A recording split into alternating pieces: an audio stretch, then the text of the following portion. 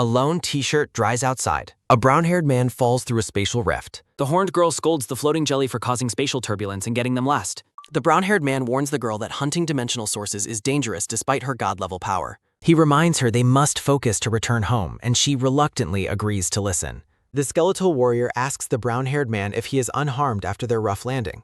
Lin Yuan introduces himself as the shop owner while the traveler notes his friendly attitude. The black cat scans the visitors. A system notification identifies the skeletal figure as an ultra-high-level undead with damaged bones. The traveler admires the cat, but Genius indignantly clarifies that he is a 100 questions beast. Lin Yuan signals for his bird to begin a specific recovery plan. The blue bird sings a healing melody over the injured skeletal warrior. The skeleton's bones heal instantly as Lin Yuan explains how common materials can produce extraordinary effects. Lin Yuan bids the travelers a friendly farewell as they depart through a new rift. The traveler praises Lin Yuan's imagination and future potential as they traverse the dimensional tunnel. The group continues their journey through a celestial portal. Lin Yuan examines a gift shop. He marvels at the strange customs of people from other worlds while preparing for the day. A high five marks their parting moment. Energy awakened a century ago. Creatures evolved into physical powerhouses or magical mutants fueled by spiritual energy. New specialized professions emerged to study and categorize these evolved spiritual life forms. A phone screen offers expensive solutions for dangerous spiritual creature bites. Lin Yuan ignores the generic medical advice while resting in his bedroom. A sweaty paw feels the feet. Genius collapses on the bed, complaining to Lin Yuan about the sweltering summer temperature. The cat climbs onto Lin Yuan's head, hoping the higher elevation provides some relief. Lin Yuan finds the logic flawed, so Genius decides to open a window instead. A breeze enters the room as Lin Yuan promises his pet he will take his medicine. The summer sun scorches the city. Lin Yuan sweeps the front of his shop while lamenting his inability to use spiritual energy. He and Genius worry over a withering low-tier jasmine lily plant in the intense heat. Lin Yuan notes that the weak healing plant is barely more useful than common fodder. He reflects on how society generally ignores low-tier creatures like his own two companions. Sound delivers a package to the small spiritual creature shop. Lin Yuan recalls the physical toll it took just to bond with his weak pets. He scolds Genius for suggesting the streets are empty because humans are lazy. A voice outside advertises fresh vegetables to the few people on the street. A young girl walks by holding a well-groomed calico cat.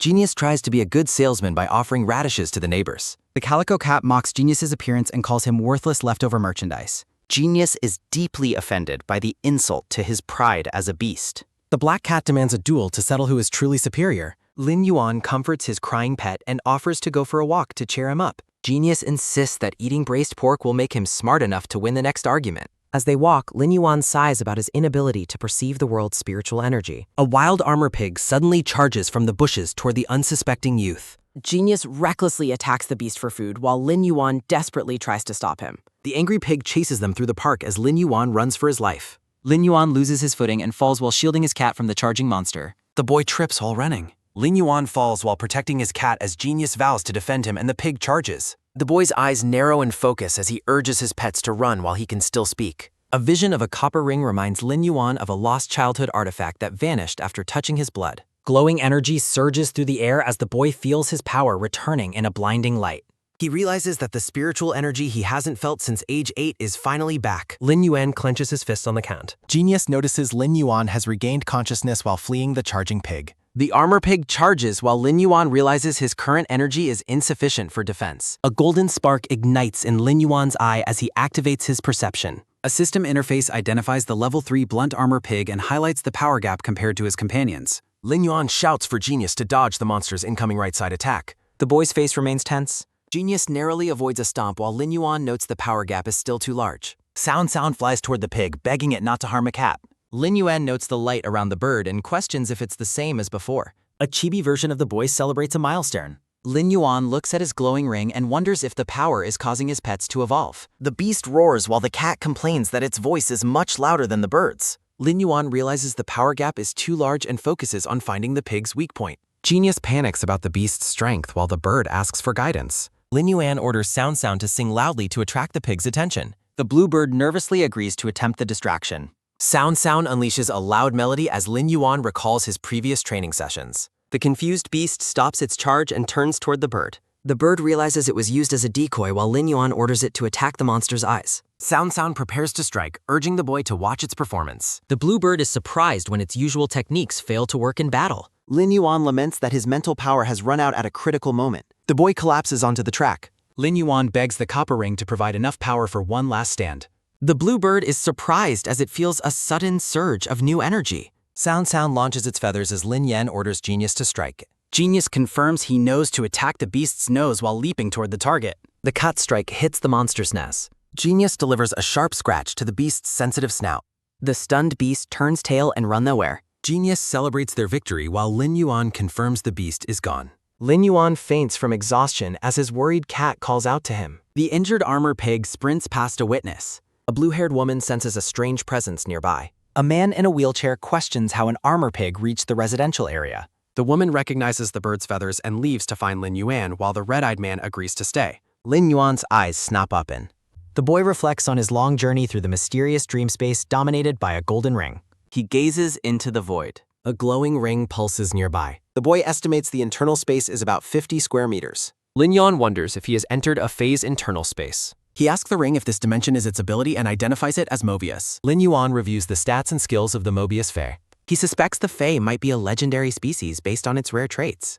The boy realizes he must cultivate level 1 Faes to advance his contract. Lin Yuan decides to stay positive despite the high cost of Fae cultivation. Hearing a neighbor's voice, the boy prepares to exit the dream space. His pets try to wake him with urgent chirps and paws. Lin Yuan smiles and reassures his worried companions that he is all right. Auntie Zhang and a doctor greet the boy as he wakes in the hospital. The woman insists on treatment, noting he was unconscious for 10 hours. Lin Yuan decides to keep his new contract a secret for the time being. A doctor uses an elite carp Fae to examine the boy's mental state. The medical staff departs for dinner after confirming there are no health issues. A rabbit enters the hospital room carrying a bag of food. Auntie Zhang presents a meal prepared by Uncle Li to the hungry boy. Lin Yuan and his pets are delighted by the smell of the braised pork. The boy reflects on how mysterious Uncle Li's rabbit Fae has always seemed. Lin Yuan uses his special vision to inspect the rabbit sitting on the woman's lap. He is shocked to see the rabbit has dual exclusive traits and unknown stats. White boots strike the pavement. Lin Yuan struggles to catch his breath during an early morning jog. The boy decides to pursue a lifestyle profession instead of combat.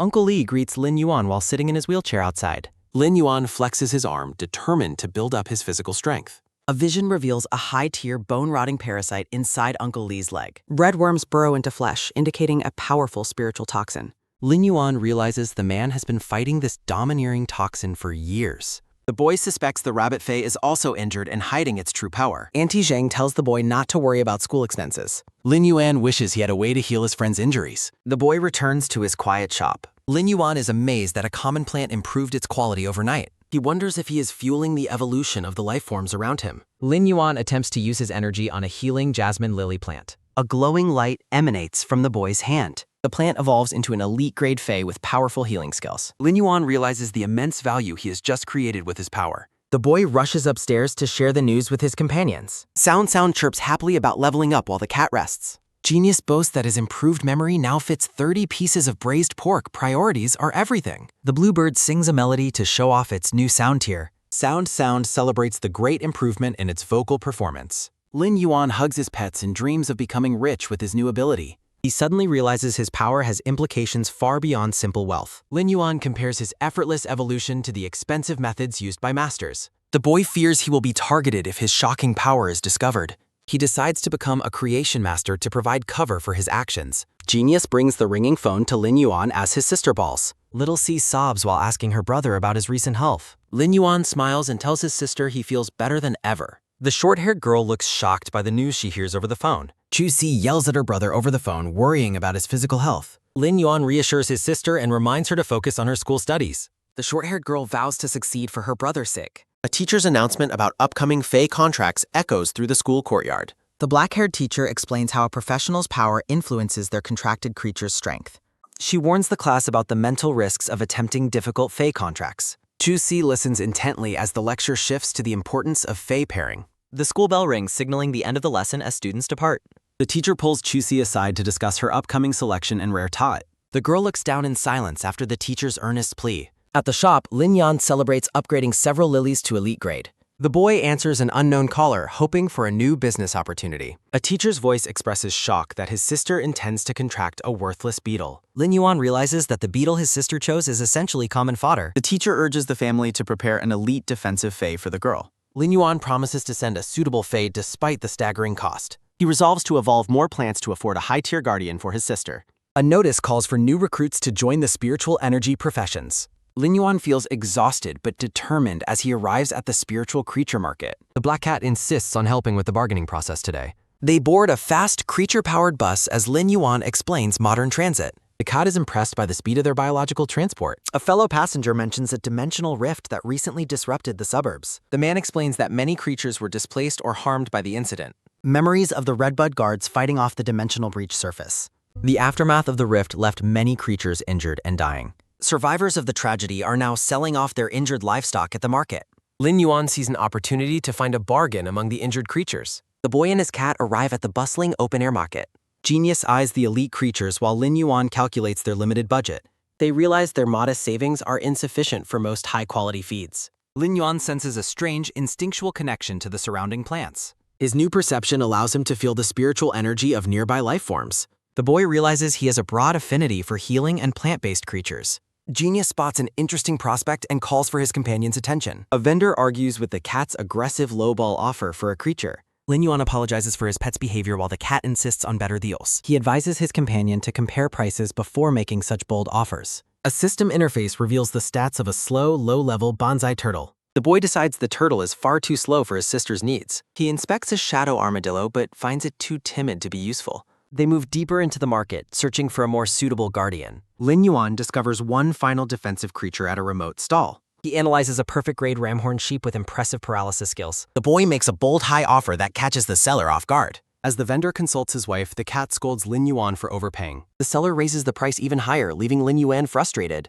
Despite the high cost, the boy prepares to buy the sheep for his sister. A nearby butcher announces he is sold out of beast meat to the crowd. Lin Yuan's eyes light up upon hearing there are still injured beasts available. The black-haired vendor tells the white-haired boy he is out of beast meat, but Lin Yuan explains he is there to see the live creatures while noting the man's unstable mood. A glowing wristband activates a calming skill that instantly improves the vendor's mood, prompting Brother Yang to invite the boy to see his 3 remaining injured beasts. Standing in a grassy field, the vendor shows Lin Yuan a cage containing 2 dying spiders, while the white-haired boy finds the smell unbearable. A system notification reveals the web-spraying spiders are elite 10 poison types of perfect quality, which the vendor claims are only dying due to dimensional rift injuries. The white-haired boy enthusiastically calculates that the pair of control-type spiders could be worth up to 150,000 coins. Lin Yuan asks Brother Yang if he would consider trading creatures for the spiders instead of a cash payment. The vendor is skeptical, explaining the white-haired boy offers elite green radishes, causing the surprised vendor to inquire about their quality. Recognizing the high demand for radishes, the vendor introduces his final fei, an epic-quality rocky bull, and laments the wasted effort spent on it. Lin Yuan is delighted by the bull's defensive stats and nearly copper-tier level, realizing it is the ideal creature for his sister, Xiaoqi. The vendor is confused by the boy's amazement given the bull's poor condition, but Lin Yuan remains captivated by the creature. The white-haired boy confidently proposes a value of 200,000 federal coins for the trade. Brother Yang stares in shock, wondering if the boy can truly heal the creature or if a powerful creation master is guiding him. Amidst various credits and recruitment banners, the vendor asks if the boy is certain he wants all 3 feis in exchange for radishes. Lin Yuan gives a playful salute and assures the vendor that the quality of his plants will not be a disappointment. Brother Yang agrees to the deal and begins packing up his stall to go inspect the radishes at the boy's shop. The dark-haired vendor produces a high-tech fei containment box for transport. He tosses the metallic box toward the field. The vendor explains the box is a patented logistics invention, while the black and white cat watches the glowing device with curiosity. Chibi Lin Yuan explains how the box stores heavy feis by negating their weight, admitting his family could never afford one before. A flash of light pulls the massive rocky bull into the small box. The cat is amazed the bull fit inside, while Brother Yang sighs that the bull might never live long enough to reach the box's bronze tier. The vendor summons a massive red lizard, and a status window identifies it as a bronze grade 7 tumored crown fire lizard with burning toxins. Brother Yang proudly shows off his powerful companion as the white-haired boy watches with stars in his eyes.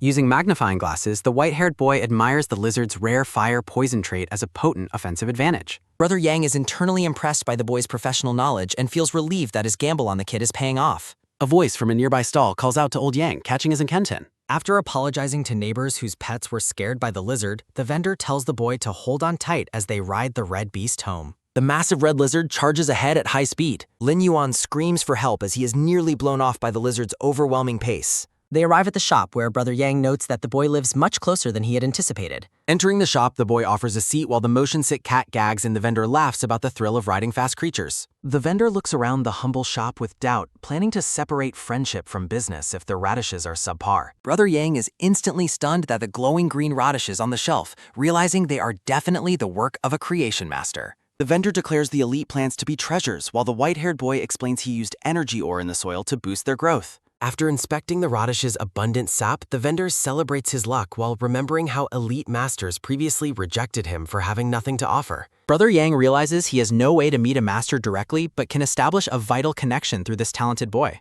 Lin Yuan asks if he is satisfied with the goods, and the vendor eagerly agrees to discuss a fair price. Brother Yang offers 33,000 per pot for 100 pots, causing the black cat to experience a mental shock over the massive total sum. The white-haired boy accepts the price, explaining that he needs the money to advance his own professional level. The vendor assumes the boy's simple shop is just a disguise and asks how long he will need to prepare the full order. Lin Yuan calculates the time for cultivation and delivery, stating that 7 days is the minimum time he requires. Brother Yang breaks down in tears of gratitude, believing he has finally found a divine connection for his business. They finalize the deal with a handshake as the boy declines an immediate deposit and suggests they settle the full payment upon delivery. Lin Yuan waves goodbye as the man rides away, then prepares for the mentally taxing task of healing his new fae. The boy stands in his backyard before the heavily injured rocky bull. The bluebird and black cat worry about the cost of feeding the large bull, but Lin Yuan tells them to move so he can start the rescue. The white-haired boy channels glowing yellow energy from his hand toward the bull's wounds, noting its extreme weakness. The cuts on the bull's hide begin to glow and heal. Lin Yuan's eyes glow with determination as he decides to accelerate the energy flow to ensure the creature's recovery. Lin Yuan channels intense spiritual energy. The bull creature bellows as it is engulfed in a blinding transformation light, leaving the boy bewildered.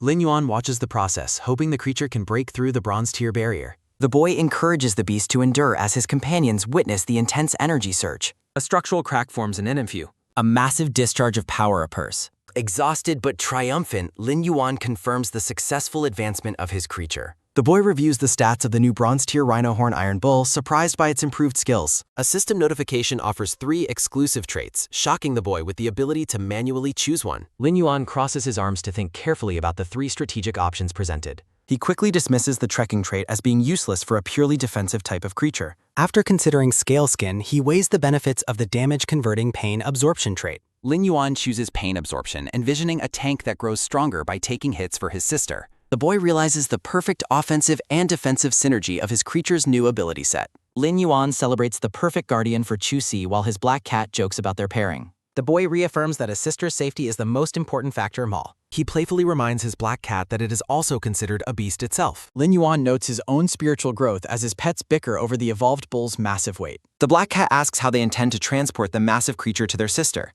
Lin Yuan books an expensive flying delivery order while the cat expresses a sudden desire to fly. At the Radiance Moon Palace, a voice lists the rare ingredients required for a powerful concoction. A green bird delivers components to the city lord as they are told to remain silent. A dark piece of wood is dropped into the glowing solution to catalyze the mixture. The vial pulses with intense green light as the various spiritual components fuse together. A gloved hand releases a final drop of red liquid to complete the volatile elixir.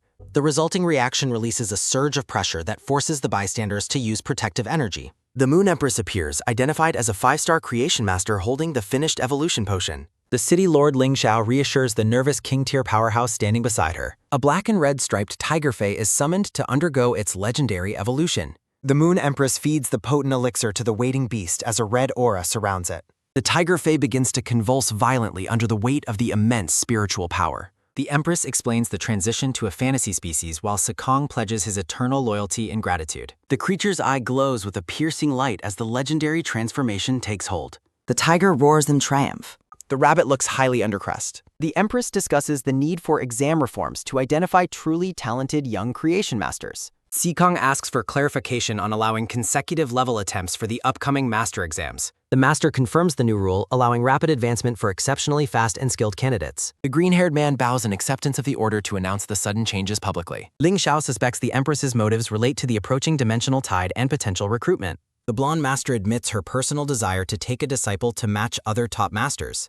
The master intends to remain competitive. The city lord is shocked to learn that the legendary master is finally looking for a student. The Empress charges the city lord with protecting the land against the coming insect-type dimensional rifts. The scene shifts to Lin Yuan flying through a rainy night on the back of a bird. The goggled pilot offers encouragement as the boy struggles with severe motion sickness during the bumpy flight. The man mentions they couldn't bring the lively cat because the bird was already carrying a full load. A flashback shows the black cat crying as Lin Yuan promises to bring back a tasty treat. Lin Yuan struggles to keep his composure while the pilot warns him not to be scared of heights. The bird soars over a majestic moonlit mountain range near the outskirts of Redbud City. The white-haired boy celebrates a unique spiritual sensation. He identifies a powerful will rune forming in his mind. A guide defines will runes as spiritual energy essences. The boy reminds readers of the update schedule.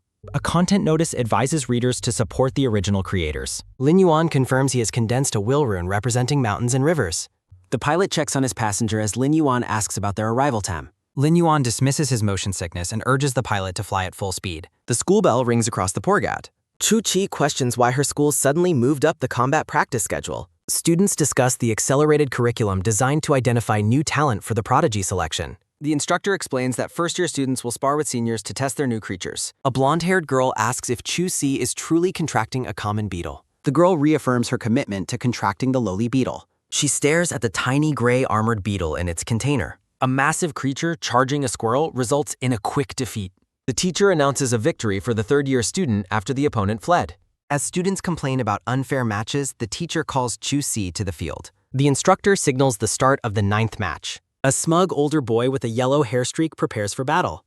Spectators recognize the opponent as a talented student with influential family connections. The competitor intends to use Chu Si as a stepping stone to impress the Moon Empress. He mocks Chu Si's family for being too poor to afford a quality creature. Chu Chi vows to fight hard despite only having her humble beetle. The girl declares she is ready for the match. The teacher arrives while struggling to restrain a spotted dog on a leash. She offers Chu Si an elite grade dog to prevent her from wasting her talent. A massive shadow descends from the sky, shocking everyone present. Lin Yuan arrives on the bird and announces he has brought a new creature. He hands his sister a specialized containment box and asks for her trust. The teacher expresses skepticism about the reliability of the unknown fae. Lin Yuan assures her that the creature he provided is the perfect choice. The opponent summons a massive bronze-tier Power King beetle to intimidate his rival. The teacher is shocked by the sheer power of the boy's bronze-grade insect. Chu Chi worries about the cost of the creature while Lin Yuan urges her to focus. The girl resolves to honor her brother's efforts as she initiates the contract. A blinding light erupts as the spiritual bond is successfully established. A massive rhino horn iron bull appears, leaving the spectators in awe. The yellow-haired boy laughs, claiming a purely defensive creature cannot win. Chu Si prepares her bull for its first official combat test. The massive beast bellows as its eyes glow with fiery energy. The teacher geeks out over the bull's immense market value while Lin Yuan looks embarrassed. The opponent's beetle attacks, but the yellow-haired boy remains arrogant about his victory. He boasts that his offensive fae will easily overpower any defensive type. The beetle rams into the bull with a powerful, concentrated horn strike. Chu Si orders her rhino horn iron bull to hold its ground against the impact. The older boy is annoyed by the near miss, but acknowledges his opponent's talent. While the teacher worries about the girl's rashness, Lin Yuan realizes she is probing the enemy. The bull begins running in circles, confusing the spectators watching the match. The opponent scoffs, believing his beetle is simply waiting for a fatal opening. The opponent believes he has found the perfect moment to deliver a deadly finishing blow to the struggling bull. A glowing red eye narrows as the beetle prepares its most aggressive strike yet. A massive collision of energy erupts across the battlefield, shrouding the combatants in smoke. Chu Chi urgently calls out to her rhino horn iron bull as the dust begins to settle. A promotional graphic features the white-haired boy and his various fae companions. Spectators marvel at the raw power of the school's most famous offensive creature during the intense charge. The brown-haired teacher worries that Chu Si is struggling to maintain her fae's condition despite its iron-like defense. Lin Yuan remains calm, noting that the bull's special skill was chosen specifically for a war of attrition like this. Chu Si shouts that the time has come to reveal the bull's true strengths. A system notification announces the activation of the exclusive trait Pain Absorption as the bull begins to glow. The crowd is bewildered as the spiritual energy around the bull shifts and its visible wounds miraculously heal. The teacher explains that the rare exclusive skill allows the creature to convert incoming damage into vital life force. Lin Yuan praises his sister's control while the frustrated opponent orders his beetle to keep attacking the punching bag. Spectators are amazed that the bull continues to take heavy hits without losing any of its defensive power. A speech bubble questions if Lin Yuan is really a good brother for choosing a creature that only takes hits without fighting back. The white-haired boy reassures the teacher that his sister has a natural affinity for defensive fae and a plan of her own. The yellow-haired boy orders his Power King beetle to finish the match with a maximum force giant horn ram. The beetle lunges forward with a devastating purple-infused strike. Chu-Si commands her bull to use Rockhorn, skillfully utilizing the terrain to catch her opponent off guard. The beetle is suddenly bombarded by chunks of stone and debris unearthed from the arena floor. The girl with black and red hair keeps up the pressure, ordering her Rhino Horn Iron Bull to continue the rocky assault. The massive bull easily withstands the beetle's primary strike, leaving the crowd in a state of shock. Spectators are confused as to why the match has suddenly become evenly matched despite the beetle's early advantage. The teacher explains that the beetle's reckless attack style causes it to suffer self-damage when blocked by a same-tier defender. The white-haired boy notes that high-attack training methods are designed for quick kills, not prolonged struggles. Lin Yuan observes that if an offensive Fae cannot defeat its opponent quickly, it becomes vulnerable. The crowd cheers as the Power King beetle slips on the uneven ground, losing its footing and its momentum. The teacher notes that insects can't match a bull's balance in a struggle, while the opponent curses his failing luck. The beetle is left wide open after its stumble. The Rhino Horn Iron Bull prepares to deliver a decisive counterstrike. A massive wave of force sweeps through the arena as the bull charges. The Power King beetle is violently knocked backward toward the edge of the combat field.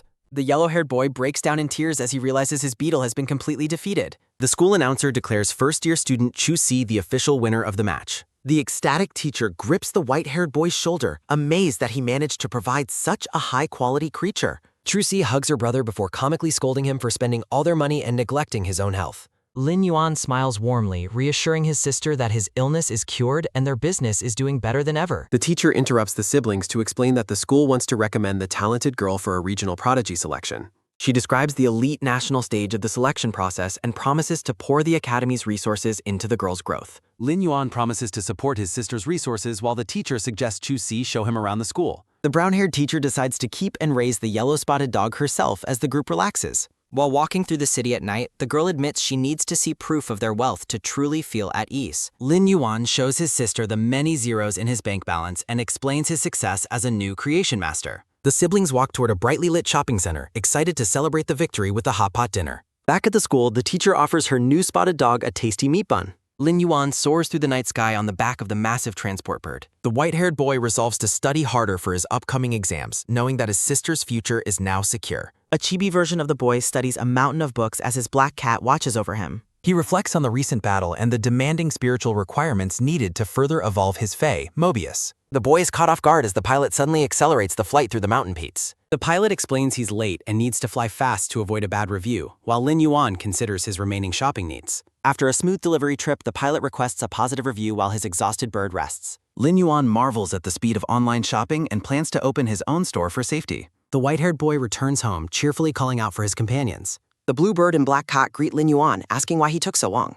The bird flies quickly toward him while the cat watches Sirame. Lin Yuan embraces the blue bird while the black cat crosses its paws in a huff. He tries to soothe the angry cat, who insists that even food won't fix its mood. The boy smirks, knowing exactly how to handle the cat stuffer. He presents a special apology gift, immediately capturing the cat's intense interest. The black cat finds the aroma of the treat completely irresistible. As the cat drools over its treat, the blue bird asks about its own gift. Lin Yuan reveals an elite-grade green radish as a special meal for the excited bird.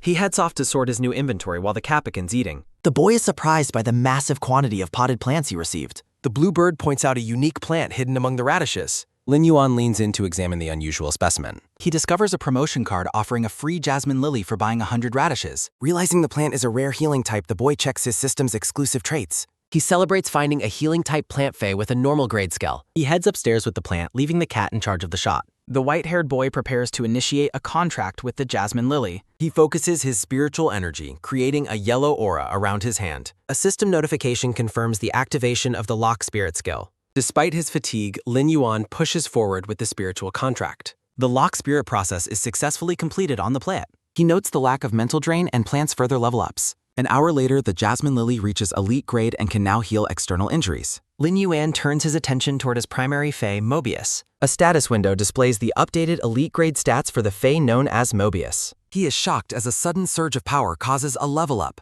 Lin Yuan enters the Lock Spirit space and notices it has doubled in size. A red streak flashes through the foggy dimension. A mysterious voice calls out to him, prompting a confused reaction. Lin Yuan smiles warmly and apologizes to Mobius for the one-way. An educational graphic explains that most people are limited to 5 contracted Faes. A diagram shows how Lin Yuan's exclusive trait allows his Fae to bear the mental cost of contracts.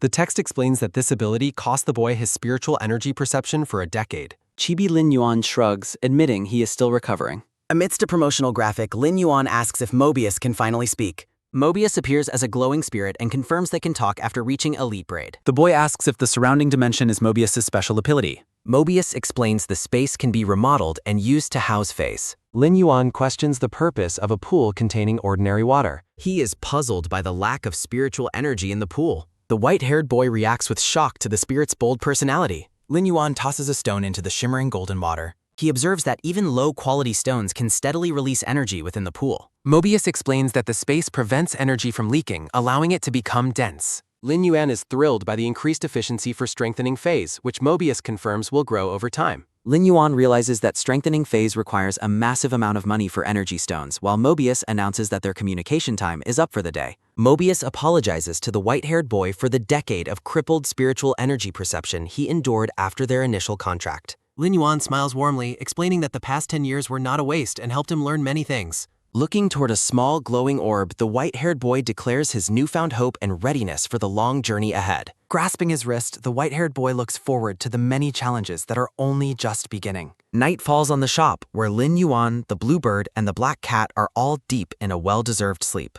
After waking up, the white-haired boy drinks while continuing to nurture his plants with glowing energy. While singing happily, the blue bird and black cat use the shop's computer to entertain themselves. Standing in the middle of his collection, the boy channels his spiritual energy into several pots to prepare them for sale. Looking out at the starry sky, Lin Yuan is surprised by how late it has become. He discovers the cat and bird already tucked into bed and fast asleep. The white-haired boy gently covers his companions with a blanket as the dreaming cat mumbles about collecting spiritual materials. With a click of the switch, Lin Yuan turns off the lights and heads back to his work. Placing a hand on an injured spider, the boy celebrates his progress and confirms that the creature can still be saved. 7 days pass and a bright new morning shines through the shop's window. Standing outside the shop, the dark-haired vendor waits anxiously to see if his gamble has paid off. Beside his red lizard, Yang Mingkai prays for divine help so he can finally turn his business around. The vendor hesitates at the door, wondering if it's truly possible for a boy to provide so many elite plants in such a short time. Lin Yuan opens the door to greet the man, who admits he is in a desperate rush for the order. The white-haired boy invites him in, as the vendor worries that even 30 pots might be too much to hope for.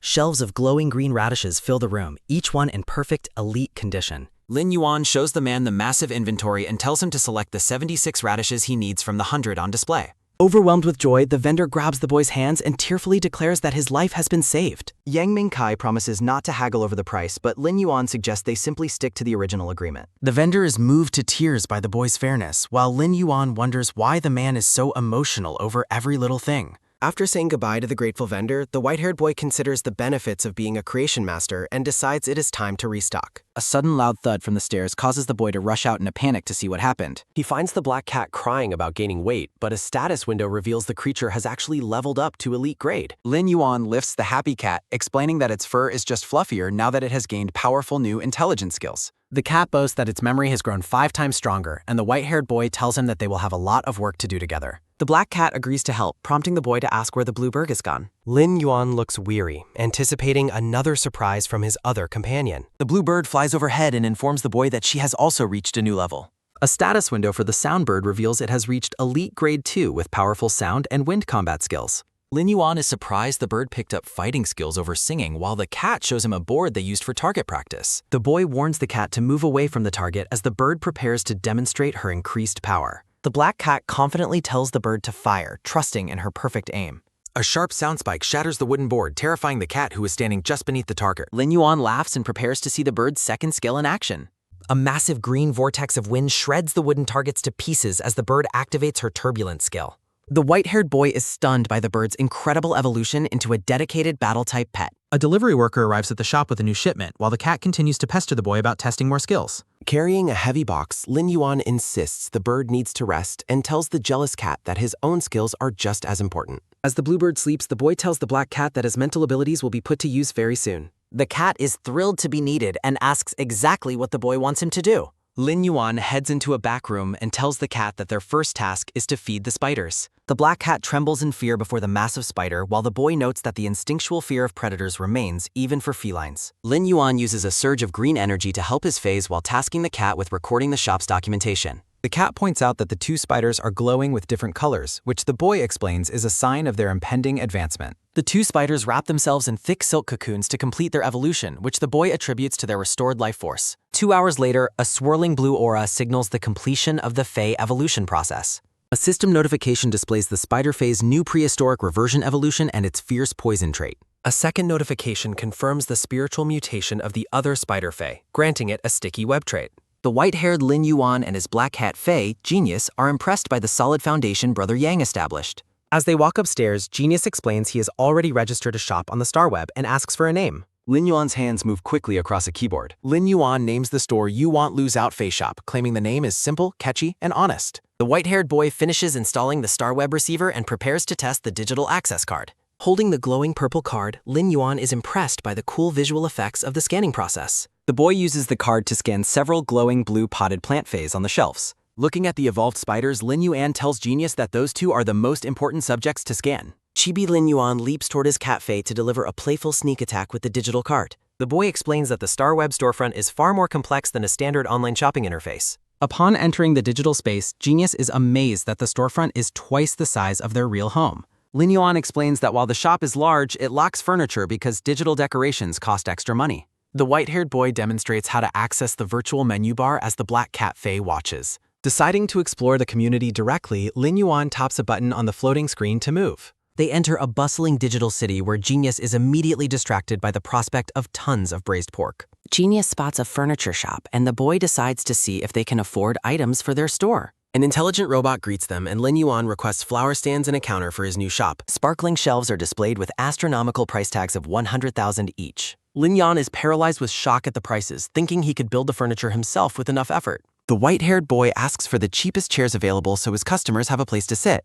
Even the basic chairs cost 15,000, leading Genius to unsuccessfully try haggling with the robot. Realizing that haggling with an automated robot is a waste of time, the pair decides to leave. Lin Yuan leads the way to a bookstore, explaining he needs to buy textbooks for the Creation Master exam. Looking at the massive rows of books, the boy leaves the selection process to the intelligent Genius. The bookstore robot lists over 300 required books covering Fae encyclopedias and material analysis. Lin Yuan pays for the books to be packaged as a knowledge chip while the robot mentions a confidentiality agreement. Finished with their errands, the white-haired boy considers getting a robot to help manage the shop. They teleport back to their storefront as a column of blue light and digital data fades away. A girl in a bee hat and overalls is waiting, complaining about the lack of a robot to greet her. Lin Yuan apologizes for the wait while the bee hat girl asks for the price of the two evolved spiders. The white-haired boy is stunned and confused when the young girl refers to him as a mister. Addressing him as uncle, the girl warns him to keep the price fair since his shop is for not losing out. Lin Yuan begins to introduce the smaller spider, highlighting its exclusive sticky web trait. When the boy mentions the larger spider's fierce poison trait, the girl is terrified and jumps back. The girl falls to the ground and her bee hat flies off to reveal her completely bald head. Lin Yuan stares in shock at the girl's smooth head, thinking she looks like a boiled egg, when your hair leaves before the party even starts. The white-haired boy reminds himself to maintain professional ethics and not roast his first customer. Genius has no filter and loudly exclaims that she looks like a boiled egg, leaving Lin Yuan horrified. The girl screams in embarrassment while the boy frantically orders his cat Fae to apologize immediately. Restraining Genius, the boy bows and apologizes for the cat's mouth while the girl hides her face.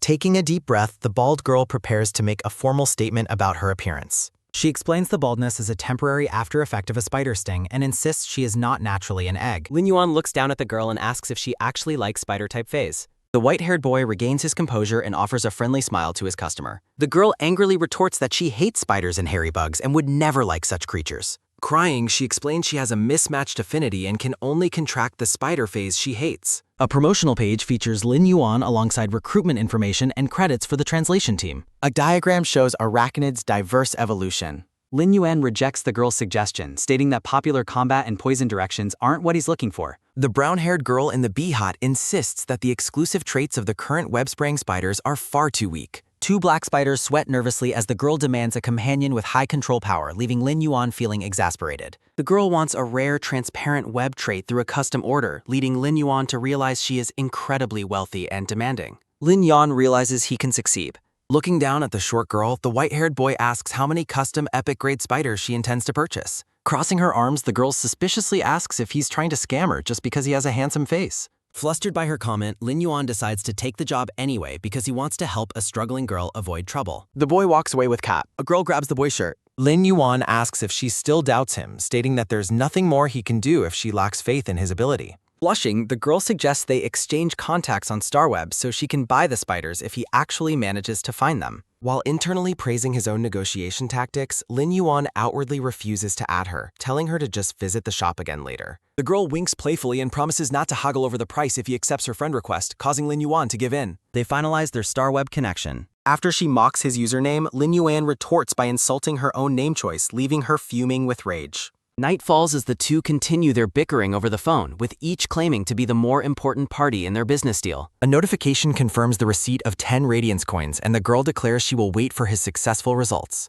Lin Yuan is stunned by the girl's wealth after she pays the massive custom order fee in full without any hesitation. The boy is stunned by money. The black cat asks if they can finally buy a new sound system for the bird, but the boy explains that most of the money is a held deposit. The shop's balance drops suddenly. The black cat is horrified by the sudden loss of funds, while the boy notes that their new income barely had time to sit in the account. Lin Yuan realizes that his unique methods are saving them a fortune compared to the expensive materials required for traditional training. While the boy notes their new robot will reduce manual labor, the cat worries if such a small shop can really afford these high expenses. A small robot with a smiley face screen stands in the empty shop as the companions hope for future business growth. The black cat runs upstairs to find the bird while Lin Yuan confidently promises to earn back the spent money very soon. Lin Yuan prepares for ritual. Lin Yuan calls out to Urgis. Mobius appears as a towering, glowing entity and reminds the boy that personal strength is the key to earning more wealth. Lin Yuan resolves to grow stronger. The boy asks for the spirit's opinion on his plant for their next companion, and Mobius tells him to proceed. Behind Lin Yuan, the silhouette of a fish appears as he declares his intent to contract a spirit-absorbing goldfish. Radiance coins hold immense value. Walking through a neon-lit digital district, Lin Yuan is surprised by how cooperative Mobius was regarding his choice. Mobius warns him that this goldfish requires 10 times more energy to evolve, but the boy remains undeterred by the challenge. Lin Yuan explains that he chose this phase specifically to help Mobius recover his lost power as quickly as possible. Touched by the boy's sense of responsibility, the glowing spirit leaves the final decision in his hands. Lin Yuan searches the digital marketplace. The boy is impressed by the vast number of shops available, though he notices most only sell common, low-tier creatures. The boy filters for premium shops. A massive storefront amazes the boy. Admiring the high-end shop's professional layout and interface design, the boy considers adopting some of these ideas for his own business. A woman named Zhao Jia introduces herself as the owner and offers to help him since her staff is currently unavailable. Lin Yuan politely asks to see their stock of spirit-absorbing goldfish, and the shopkeeper leads him into the display area. The owner explains the pricing for normal and elite grades, while Lin Yuan notices the ambient spiritual energy is much higher near the tank. Observing a large red fish, the boy realizes that buying an elite-grade creature directly is far beyond his current budget. Zhao Jiaxin explains that higher-tier breeds are even more expensive because they are notoriously difficult to evolve through standard means. The friendly owner invites him to call her Sister Xin and encourages him to trust his own intuition when picking a fish. Lin Yuan considers the potential of a dragon eye goldfish for future evolution. The boy decides to test if his unique space can accelerate growth. Lin Yuan selects a small black goldfish from the tank. The shopkeeper asks if he requires any additional supplies for his pets. Lin Yuan requests a massive order of 2,000 jin of energy armor. The shopkeeper is completely stunned by the sheer volume of his request. Lin Yuan prepares to pay using his star card for the delivery. Zhao Jiaxin realizes she has found a major client with incredible purchasing power. The woman suggests butterfly shells as a premium material for Fey advancement. Lin Yuan's balance drops to 0 after buying months of food. They agree to add each other on StarWeb for future business deals. Zhao Jiaxin correctly anticipates the boy's future needs for high-end materials. Lin Yuan explains that low-grade ore is sufficient for his current project. The shopkeeper wonders how massive his breeding base must be to need such supplies. Zhao Jiaxin resolves to provide excellent service to keep this valuable customer. The owner offers to provide heavily injured Feys as specialized training materials. Lin Yuan plans his budget around the arrival of the next batch. The boy asks why such a high-end shop is currently so quiet. Zhao Jiaxin explains that an elite ranking match has drawn everyone away. Lin Yuan wonders if the fighters belong to the local city rankings. The shopkeeper clarifies that these are members of the elite National Radiance 100. Lin Yuan says goodbye as he prepares to head toward the match. The boy checks for remaining tickets to the sold-out combat event. Lin Yuan hopes to gauge the gap between himself and the top professionals. The Starry Sky Tower looms over the digital district as fans cheer. Lin Yuan climbs the long flight of stairs to reach the high platforms. The stadium is filled with overlapping chants for the two opposing fighters. The white-haired boy is confused by the crowd cheering for both sides simultaneously. A girl in a bee-themed hat cheers enthusiastically through her binoculars. The girl is startled when she spots someone through her viewing device. Lin Yuan tells the girl to lower her binoculars so they can talk. The girl justifies her dual support and asks for his opinion. Lin Yuan awkwardly admits that he is also supporting both fighters equally. The girl is delighted by his answer, unaware he doesn't know the fighters. Two small figures stand on the massive platform high above the city. The girl complains about their previous interaction while cleaning her binoculars. The B-hat girl offers him a device to see the fine details. Lin Yuan thinks the girl is surprisingly nice despite her awkward social skills. The boy views the intense standoff between the two high-ranking combatants. The girl asks for his prediction on which fighter will emerge victorious. Lin Yuan assumes the higher-ranked individual has a natural advantage in combat. Shiranui commands her molten bear to launch a devastating fire attack. A massive explosion of fire fills the center of the combat arena. White Devil instructs her snow tree fae to defend against the heat. Chilling winds from the tree easily nullify the bear's thermal assault. Shiranui orders her bear to pin down the opponent with a charge. The molten bear lunges forward with a strike aimed at the tree. A seismic shockwave shatters the arena floor as the two forces collide. The girl explains that offensive types usually have higher chances of winning matches. Lin Yuan notes that White Devil's sequence rank is actually much higher. Daisy, known as White Devil, stands with her glowing lantern staff after successfully healing her snow tree and suppressing the molten bear. Anna, the sequence rank 47 fighter known as Shiranui, praises Daisy's strength but warns that her bear's assault is far from over. The molten bears launch a coordinated strike, forcing the massive snow tree to defend itself as the tide of battle shifts. Anna notes the battle has become a war of attrition and expects Daisy to be nearly out of energy. Watching the broadcast, the white-haired boy observes that a healer is at a severe disadvantage against an offensive fighter, despite a higher rank. Daisy gazes back with determination, telling Anna that the gap between their ranks is not as simple as she believes. Channeling her power through her staff, Daisy prepares to unleash an ability called Snow Chill. Blue energy erupts from the snow tree fae, freezing the surrounding area and catching the molten bears in the blast. Daisy activates an absolute frost seal using her ice soulgrass, trapping the opposing phase in jagged pillars of ice. The molten bear struggles against the X. Frustrated and strained, Anna is shocked that her opponent can still execute such a massive move after a long fight. While the bears are frozen, an observer notes that Daisy's plant phase have reached their limit and look battered. Lin Yuan argues that White Devil's healer status is a key factor, while the girl in the B-hat expects Shiranui to counterattack. Daisy commands her revival butterfly to activate its wings of revival, her appearance shifting as silver hair flows around her. A swarm of glowing green butterflies mends the wounds of the snow tree and the small ice soul grass fae. The crowd is stunned as Daisy restores her companions to battle-ready condition with a simple gesture. Smirking despite the setback, Anna admits Daisy is impressive but prepares a final gambit.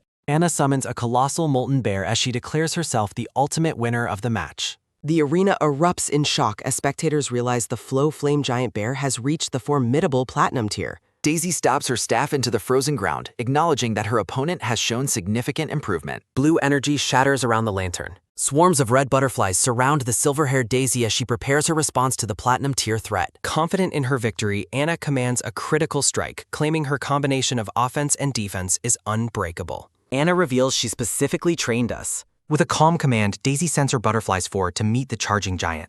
Red butterflies pierce through the giant bear's defenses, shredding the creature with concentrated energy. The giant bear howls in pain. Anna gazes down in disbelief as her Platinum tier fae is overwhelmed and defeated by the butterfly swarm. The announcer declares Daisy the victor, noting her rise in rank after defeating Anna in the high-stakes match. Anna looks down in silence. Accepting her defeat, Anna realizes she lost because her opponent's revival butterfly evolved into a rare fantasy species while still at gold tier. Daisy explains her fae is now a calamity butterfly and offers a hand to her rival, encouraging her to stay positive for the fans. The two combatants shake hands amidst a divided crowd that continues to chant both of their names. The girl in the B-hat hysterically shakes the dazed boy while praising the incredible power displayed by both fighters. Lin Yuan reflects on the awe-inspiring combat power of the Federation's younger generation, finding school battles pale in comparison. As they part ways, the girl reminds the boy to finish her spider order while he confirms he hasn't forgotten. Lin Yuan marvels at how a gold-tier healing fae managed to overcome a platinum-tier combat specialist through evolution. The boy examines a glowing rune on his hand, noting it is perfect for healing types, though he only possesses the Jasmine Lily. Standing in his quiet shop, the white-haired boy contemplates his future while holding his glowing starweb device. Lin Yuan enters his room and catches the black cat and bluebird acting suspiciously near the computer. The boy questions why his pets need privacy in his own room, while the cat nervously claims they are just finding sheet music. Lin Yuan tells them to move. The cat and bird whisper about their secret registration, relieved that the boy didn't notice their unauthorized account activity. Checking the marketplace, Lin Yuan considers auctioning his web-spraying spiders online to earn a significant profit. A delivery man from Ostrich Logistics arrives with a large bird mount to drop off the items the boy ordered on StarWeb. The senior delivery man yells at his new recruit to hurry up and handle the valuable cargo with care. Lin Yuan watches with his cat, explaining that these new materials are essential for the future growth of his shop. The new courier, a girl named Aining, struggles with a stack of heavy boxes and nearly reveals her true identity before correcting herself. A small fishbowl containing a black goldfish begins to slide precariously off the top of the moving boxes. The fishbowl falls through the air as the black cat watches in a state of sheer panic. The black cat catches the falling goldfish ball. Lin Yuan holds the cat while it searches for the missing fish. The bluebird successfully rescues the falling goldfish from midair. The courier scolds the rookie for the near disaster while she apologizes. Lin Yuan reassures the couriers while the cat hungrily eyes the fish. The boy remarks on the rookie courier's impressive physical strength. Lin Yuan tells Genius to study data while he prepares to train. The boy activates his lock spirit ability over the goldfish bowl. Lin Yuan prepares to level up the Fae in his space. 1 hour later, Lin Yuan reflects on the difficulty of raising goldfish.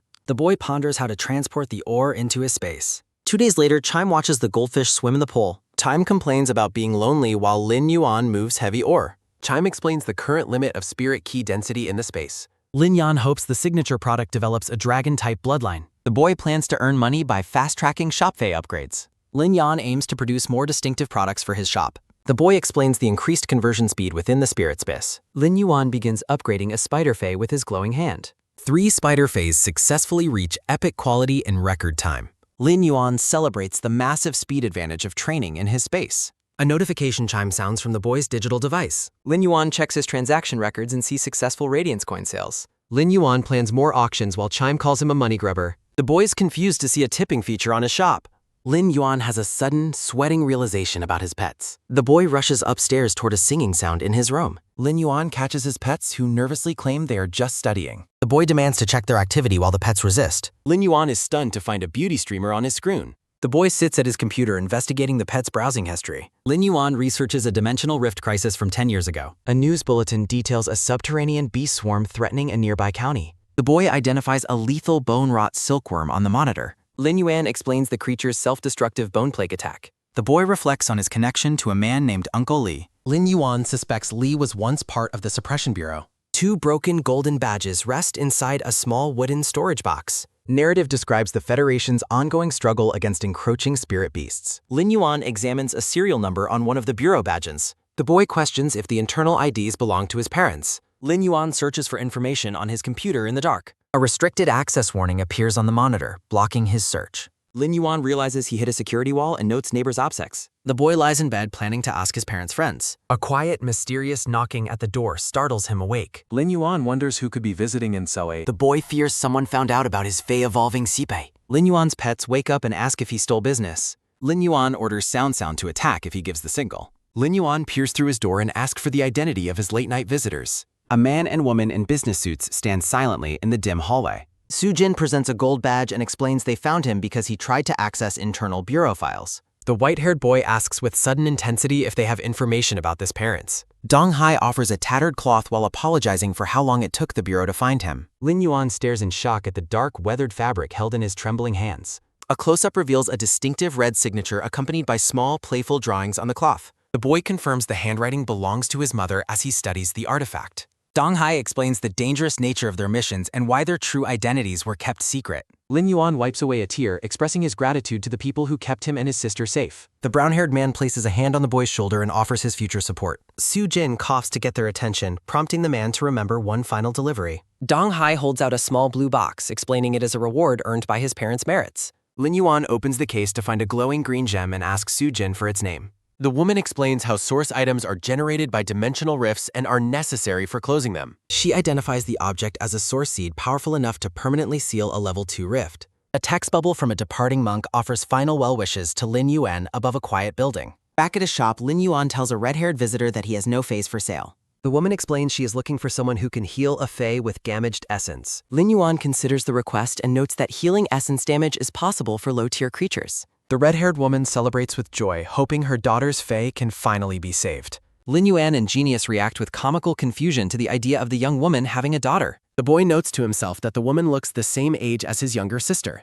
The client shows a digital screen of a tree Fae whose roots were burned by a horned demon. Lin Yuan identifies the demon's flames as having a withering effect that is devastating to plant types. She offers to pay his fee next month, but the boy tells her not to rush. Lin Yuan points to a screen and requests revival soil as payment instead of currency. The woman enthusiastically agrees to the trade while the boy offers to negotiate if she cannot find it. A woman with long brown hair smiles knowingly as the scene shifts. The red-haired client walks away while noting the boy's impressive connections. Lin Yuan reviews a list of rare materials, noting he still needs a red heart tree core. He realizes he may have to visit the Rarities Pavilion auction to find such a rare item. The boy decides to fulfill his pending orders for web-spraying spiders before continuing his search. A girl in a bee hat is stunned by how quickly he produced 5 epic quality fays. She inspects the large spiders and expresses her hope for a specific rare web trait.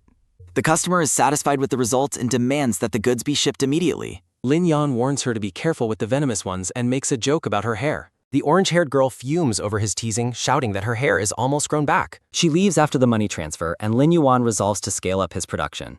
Lin Yuan signs a delivery manifest for a worker in an orange uniform as his earnings grow. The boy carries a large box while Genius, now in the form of a cat, reads a book. Lin Yuan relaxes in bed while using his phone to order more inventory for the shop. Genius asks for a clarification on the abstract concept of Fey evolution complexity. The boy pets the black cat as they discuss whether evolution is solely about combat ability. Lin Yuan ponders the difficult theory and decides he needs a simple example to explain it. He gestures toward his shelf of green radishes to start the lesson for his fen. Genius suggests that the plant would evolve to be poisonous and leafless to survive. They imagine a very grumpy cactus. It looks like a prickly situation for everyone involved. Lin Yuan flashes a peace sign, amused that the cat's survival-focused guess is wrong. He presents the actual bronze tier evolution of the radish, which focuses on health and beauty. Genius correctly identifies a Fey that wants to be consumed. Lin Yuan explains how certain Feys ensure their survival by becoming a food source. The white-haired boy suggests a walk to help his overthinking pets relax. Outside, the blue bird remarks on how long it has been since their last outo.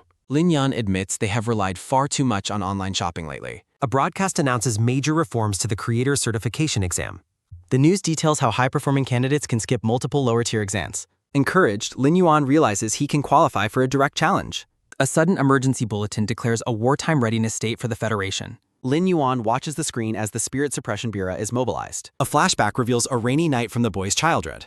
The young boy watches his parents depart into the story. A wounded messenger brings news that his parents will not be returning home. His younger sister, Chu-Si, tearfully asks where their mother and father are. Embracing his sister, Lin Yuan promises to protect and provide for her alone. The young boy's hand tightly grips 2 golden bureau badges. In the present, the boy's pets are startled by his grim expression.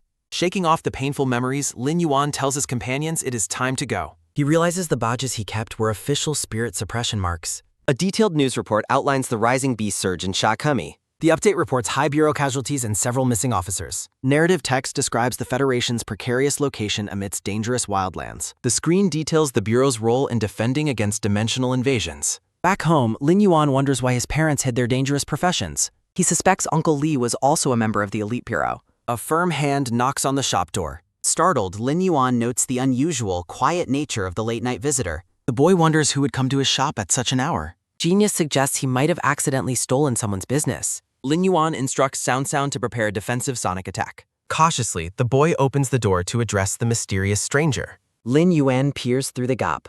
A professional-looking man and woman stand waiting at the entrance. The boy is stunned to see the visitors from his parents' past. A handwritten note offers a blessing for his and his sister's future. The man presents Lin Yuan with a small, mysterious blue gift box. They explain the gift is a soar seed intended to help his weak constitution. Lin Yuan examines the glowing green seed held between his fingers. Aunt Sue suggests growing a healing type Fey, which aligns with his current affinity.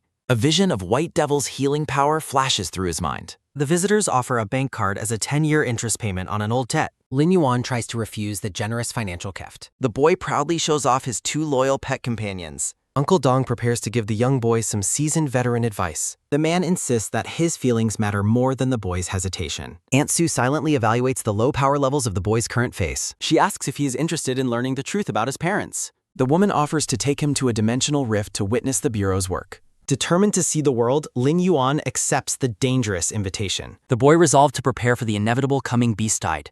Su Jin praises Lin Yuan's spirit while acknowledging that his father raised a fine son. Dong Hai expresses concern, but Su Jin orders him to handle the cleanup while she guards the boy. Su Jin tells Xiao Yan to prepare as she initiates their departure from the area. A close-up highlights the boy's focused, glowing orange eye. A system window details the platinum tier skills of the massive cotton feather snow owl. Sound admires the summoned bird's strength as Lin Yuan vows to make her just as powerful. Lin Yuan asks to bring his Faze along, and Dong Hai agrees to serve as their bodyguard. The boy marvels at the owl's velvet soft feathers, while Genius questions if he even knows the material. Sound admits she is just imagining the texture as the giant owl takes flight. They arrive at the awe-inspiring sight of a jagged red dimensional rift. Dong Hai identifies himself to the soldiers and requests entry into the restricted zone for sweep operations. A soldier in camouflage salutes, confirming authorization and wishing Dong Hai a successful mission. A concentrated beam of blue light strikes the core of the swirling dimensional rift. Dong Hai warns of insects dropping from above, and the boy promises to remain careful. Lin Yuan sits on the owl's back while Genius asks if he hears a suspicious sound. A purple robotic insect suddenly lunges, prompting a cry of alarm from the boy. Dong Hai quickly intercepts and smashes the insect using refined spirit strength. Lin Yuan is stunned by the overwhelming power demonstrated by the Spirit Suppression Bureau member. Sujin urges the boy to stay calm despite the swarm, but he realizes the danger they pose. Dong Hai flexes his muscle, deciding to have a bit of fun with the incoming enemies. A blue wolf fey wreathed in purple fire lunges forward to join the battle. The wolf's massive paw slams into the ground, signaling its destructive potential. Lin Yuan questions if summoning the wolf is exactly what the insects desire. Dong Hai assures the boy that every great performance requires a proper opening act. The man raises his hand and commands his wolves to begin their hunt. A detailed display lists the platinum tier stats and skills of the epic quality Shadow Direwolf. Multiple Shadow Wolves release a chilling howl as they prepare to swarm the enemy. Lin Yuan notes that the Shadow Direwolf's training makes it ideal for long, intense battles. A Shadow Wolf pounces through the air, targeting its unseen prey. Dong Hai looks back with a smug grin, claiming the task was easy and scratch-free. Lin Yuan notices his bird fey is distracted and asks what she is sensing.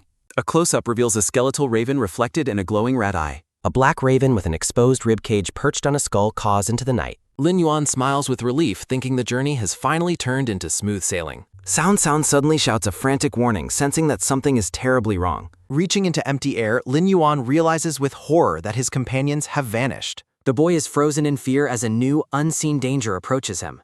A giant skeletal bird takes flight with the boy perched precariously on its back. A chibi Lin Yuan poses for a celebratory promotional announcement. Before the chaos, Sujin remarked on the unusual calm while Dong Hai sensed something off. Dong Hai complains about Su's bad timing as they fly through a flock of creatures. Sujin tells Xiao Yuan to sit tight, dismissing the incoming enemies as mere small fry. The cotton feather snow owl unleashes a devastating snow feather pierce attack on the swarm. Dong Hai reflects on the skirmish, calling it their closest call of the day. Sujin grows worried by the boy's silence and tells Dong Hai to check on him. Dong Hai observes the unconscious boy and assumes he simply fell asleep from the smooth flight. Lin Yuan suddenly plummets through the air as Sound screams for someone to grab him. A hand reaches out and catches the small bird fey by the tail feathers. Lin Yuan holds Sound high, urging her to hold on tight as they continue to fall. Sound cries out in despair as the boy and Genius plummet toward the ground. Landing safely on the ground, the white-haired boy notes that he is completely unhurt, wondering if his enemy intentionally kept him alive. The Rift Beast claims that while those outside live in peace, creatures like it must slaughter each other for every drop of energy. Perched on a floating stone, the skeletal bird offers a bet where Lin Yuan must stay forever if he loses, shocking the boy with its speech. Declaring the conversation over, the beast rants about the unfairness of the world while summoning 2 purple aura shadow wolves. Reacting quickly, the blue bird uses its turbulence ability to strike down one of the advancing shadow wolves while the boy watches. The blue bird and brown cat stand guard, confidently telling the enemy they won't let it touch Lin Yuan while they have allies. The raven laughs and summons dark illusions of the boy's visitors, Aunt Sue and Uncle Dong, both sporting glowing red eyes. As the raven challenges them to reveal the true monster, the 2 pets are suddenly overcome by a dizzying mental haze. Giant shadow claws pin the pets down as the bluebird cries out in weakness and the cat begs Lin Yuan to run. The white-haired boy activates his calm mind ability, causing the terrifying illusions of the shadow world to begin dissolving into light. Lin Yuan realizes this entire encounter is a fake, noting that the enemy was unable to truly bring his friends into this space. A system window identifies the 3-cross Ravenlord as an elite psychic fae, while the bird is stunned that a human saw through its deception. Furious that its illusion has been unraveled, the psychic raven decides to stop playing games and dive in for the kill. A shadow wolf pounces as the boy realizes that while the realm is fake, the physical threat of the attacks is real enough to kill. Lin Yuan notes with alarm that the Shadow Wolf's movements are a perfect, deadly mimicry of Uncle Dong's high-level fae. Taking command, the boy instructs the blue bird to disrupt the ground and tells the cat to strike the clones once they stagger. The blue bird executes its turbulence attack, sending a powerful beam into the earth that causes a massive, rocky explosion. Seizing the moment of chaos, the brown cat leaps forward with glowing claws to shred the staggered enemies. The shadow wolf recovers instantly from the hit, leaving the brown cat in a state of shock as the beast shows no damage. Lin Yuan stares down the enemies, telling the Rift Beasts that their fight is meaningless because they cannot overcome the level difference. The skeletal bird scoffs at the concept of meaning, asserting that its nature as a monster makes conflict and survival the only logic. The raven declares that the boy will become its puppet and plaything as it suddenly levels up to bronze tier mid-battle. The bird strikes Lin Yuan, drawing blood while preaching that struggle is a requirement for survival and killing restores the world's balance. A wolf pins the boy down as the raven screams about the injustice of humans breathing clean air while monsters rot in filth. A single glowing drop of the boy's blood falls toward the mysterious green source seed he received earlier. Helplessly pinned by the wolves, the cat and bird weep for their master, wishing they were strong enough to save him from this fate. The beasts growl that existence is nothing but pain and that only through destruction can they find an eternal peace. A massive pillar of golden light erupts from the boy's position, shattering the dark aura of the Rift Beasts. The three-cross Ravenlord is visibly shaken and confused by the sudden surge of divine energy manifesting in its own illusion. Massive flower petals manifest behind Lin Yuan as he rises, realizing the source seed has awakened and sided with him. The white-haired boy mockingly observes that the enemy's own abilities strengthened his pets, turning the tide of the battle in his favor. Lin Yuan gives the final order to attack the weak spot, which the cat immediately identifies as the bird's beak. The blue bird delivers a devastating concentrated energy blast that shatters the psychic raven's beak and ends its life. Dissolving into fragments of light, the defeated Ravenlord laments that its luck didn't change this time before vanishing forever. Examining a floating slaughter rune, Lin Yuan concludes that if a Rift Beast's nature is slaughter, his only path forward is endless combat. Back in the real world, Uncle Dong wakes the boy up and asks if the psychic ravens they encountered earlier scared him. Lin Yuan smiles reassuringly as he holds his two loyal pets, confirming to his mentor that he is perfectly fine. Aunt Sue suggests they head back home, remarking to her companion that the young boy just seems physically exhausted from the trip. Determined to grow, the boy asks where he can train properly, and Uncle Dong points him toward the prestigious Starry Tower. Tucked safely under a blue blanket, the cat and bird sleep soundly after their harrowing mental ordeal. Back in his shop, Lin Yuan holds the green source seed over a pot filled with glowing blue energy stones. Recalling the vision from the illusion, he deduces that the seed requires a blood contract to reach its evolved form. Without hesitation, the boy uses a sharp blade to slice into his palm, drawing fresh blood for the ritual. Lin Yuan clenches his fist, allowing his blood to drip into the pot to ensure the resulting Fae has strong combat potential. The seed reacts instantly, greedily drinking the blood as a small, thorny sprout begins to grow before his eyes. The boy winces in pain as a mental connection forms, describing the new Fae's craving for blood as overwhelmingly greedy. Looking pale and weary, Lin Yuan realizes he is losing too much blood to sustain the plant's aggressive growth. The boy calls upon his jasmine lily, using its healing light to seal his wound and stabilize his failing health. A tall, pink, rose-like Fae finally blooms in the pot, though the boy is stunned by how much blood it consumed. Lin Yuan examines his hand, wishing the new plant-type Fae could have a mouth for combat like the beasts he saw earlier. Delighted that his experiment succeeded, Lin Yuan officially names the predatory plant Redthorn. The white-haired boy is surprised when Redthorn refuses to eat a green radish. Lin Yuan offers a blue energy stone, but the Fae continues to shake its head. Looking physically drained, the boy worries the plant intends to consume more of his blood. Genius wakes up and asks if Lin Yuan intends to get any sleep.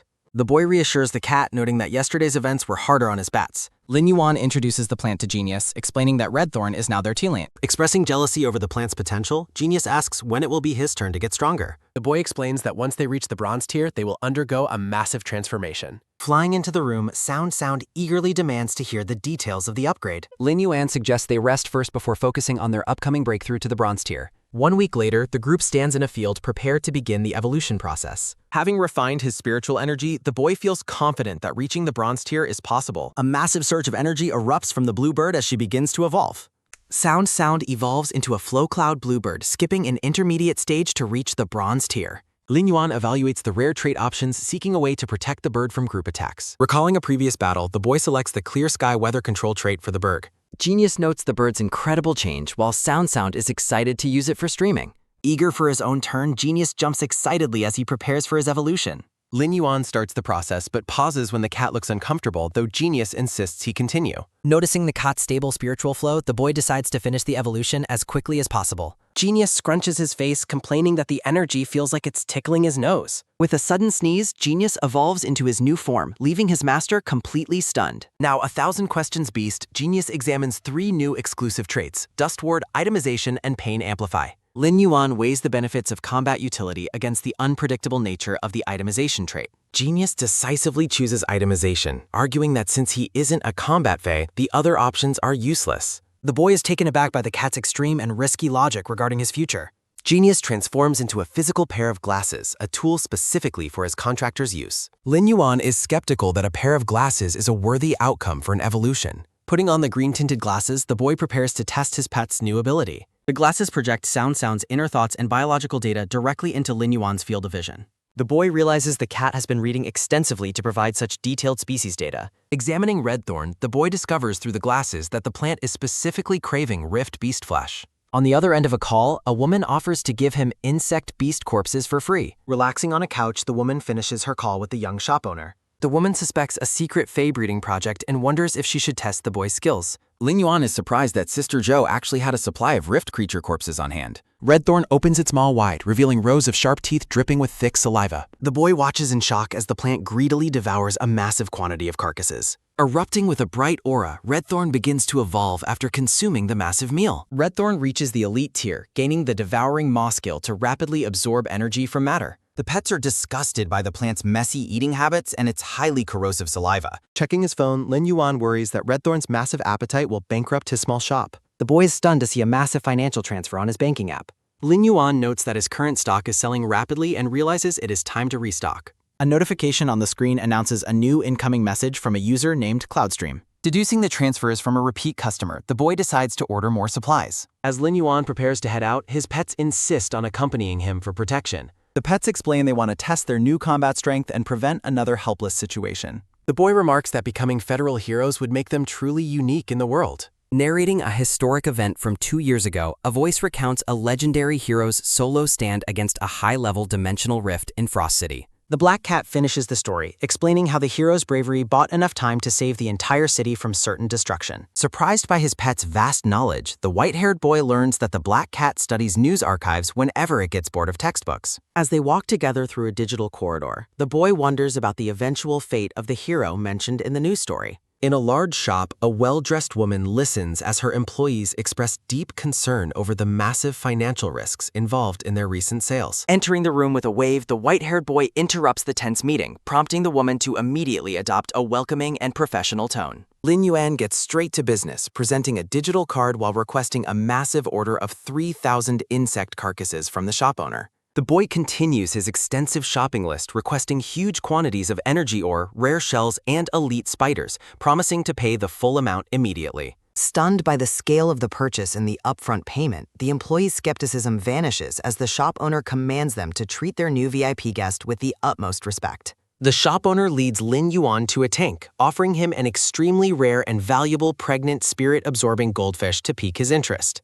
She explains the immense breeding potential of the rare goldfish, noting that the boy's unique spiritual space makes him the perfect person to raise its numerous offspring. Delighted with the offer, the boy agrees to the purchase and requests a faster delivery for his previous order of dragon beast blood, confirming the woman's suspicions that he has a powerful backer. Waving goodbye as he departs with his cat, the white-haired boy leaves the shop staff marveling at the owner's impressive business connections. Standing outside the building, Lin Yuan tells his pets that it is time to test their newfound strength at the specialized training facility mentioned by his mentor. The group arrives at the foot of the Star Tower, a massive, technologically advanced skyscraper renowned as the ultimate training ground for battle phase. Genius excitedly explains the tower's rigorous ranking and promotion system, but Lin Yuan advises the cat to stay humble and not expect instant success. Inside the lobby, a distracted registrar tells the boy to handle his own registration forms so as not to interrupt his own studies for an upcoming exam. While the black cat grumbles about the poor customer service, the white-haired boy calmly focuses on filling out the digital registration interface. Having submitted his details, the boy stands still as a red laser grid scans him and his pets to verify their official combat data. Reviewing the scan results, the registrar is visibly confused and amused by the remarkably low tiers of the phase the boy is registering for the tower. The black cat strikes a confident pose in response to the registrar's mockery, while its master looks on with a weary and embarrassed expression.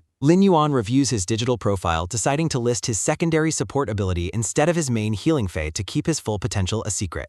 Looking down at the blue bird perched on his head, the boy reminds his pet that they need to stay grounded and focus on the climb rather than distant goals. The registrar informs the boy that the current week's matchmaking is unusual, warning him that he might find himself facing experienced veterans even on the starting floors. Peering over his book, the registrar reiterates the warning, emphasizing that the competition will be much steeper than usual for a newcomer. Far from being intimidated, Lin Yuan and his pets share a look of intense determination, eager for the chance to test themselves against seasoned fighters. Now, inside a private preparation room, the white-haired boy marvels at the facility's advanced systems that allow him to customize the battlefield's weather and terrain. The group reviews their first opponent's profile, noting that while the man has fought hundreds of matches, his low rank suggests he has struggled to advance. A system notification appears on a screen detailing the morning time, grassland terrain, and standard rules for the upcoming battle. Standing in a lush forest clearing, Lin Yuan strikes a dramatic pose as he gives the order to begin, though his cat finds the performance a bit embarrassing. Faced with a frail, elderly opponent, the black cat feels guilty about fighting and asks to swap out, but the boy insists they finish the match with kindness. Determined to defend his honor, the old man summons his gray armored beetle and commands it to launch a biting attack against the intruders. The gray beetle lunges forward with surprising speed, its mandibles wide as it attempts to strike the group. With a single, effortless swat of its paw, the black cat sends the beetle crashing into the dirt, ending the fight before it truly began. As the old man weeps over his defeated pet, the white-haired boy tries to reassure him that the simulation ensures no actual harm comes to the creatures. The scene shifts to a second match, this time set at night within city ruins where the environment is susceptible to damage from powerful attacks. A young opponent takes the initiative, commanding his dog to track the target while his boar prepares a heavy charging attack. Wearing his specialized green-tinted glasses, Lin Yuan calmly identifies the enemy's movements and gives the order for the bluebird to strike. Moving with incredible speed, the bluebird delivers a series of devastating energy strikes that instantly neutralize both the dog and the boar. The boy offers a polite apology to his stunned opponent, who can't understand why such a powerful bronze-tier trainer is competing on the entry-level floors. Overcome with emotion, the defeated trainer breaks down in tears while holding his unconscious pet, lamenting the unfairness of the matchup. Bathed in a pillar of light as he prepares to transition, Lin Yuan readies himself for the next challenge in his rapid ascent through the tower. Back in the preparation area, the black cat throws a tantrum and refuses to fight, complaining that the matches are so easy he hasn't even broken a sweat. Genius vents his frustration over the boring victories while his master tries to calm him down, hoping their next match will finally provide a legitimate challenge. The boy turns his attention back to the monitor, curious to see who the system has paired them with for their next encounter. Examining the opponent's roster of various deadly pythons, Lin Yuan notes that the trainer's willingness to show his Fey data indicates extreme confidence in his strength. Sensing a shift in the difficulty, both the cat and the bird become instantly focused and motivated, eager to face a truly formidable adversary. The elevator doors open and the white-haired boy steps out into the arena with his pets perched on his shoulders, ready for the upcoming confrontation. Their opponent, a man with vibrant, multicolored hair, laughs mockingly at the boy's choice of pets, comparing the battle to a casual picnic. Unfazed by the insults, Lin Yuan and his pets simply stare back with deadpan expressions, unimpressed by the man's arrogant display. The multicolored-haired man mocks Lin Yuan's role as a healer and jokes about the bluebird making soup to restore health.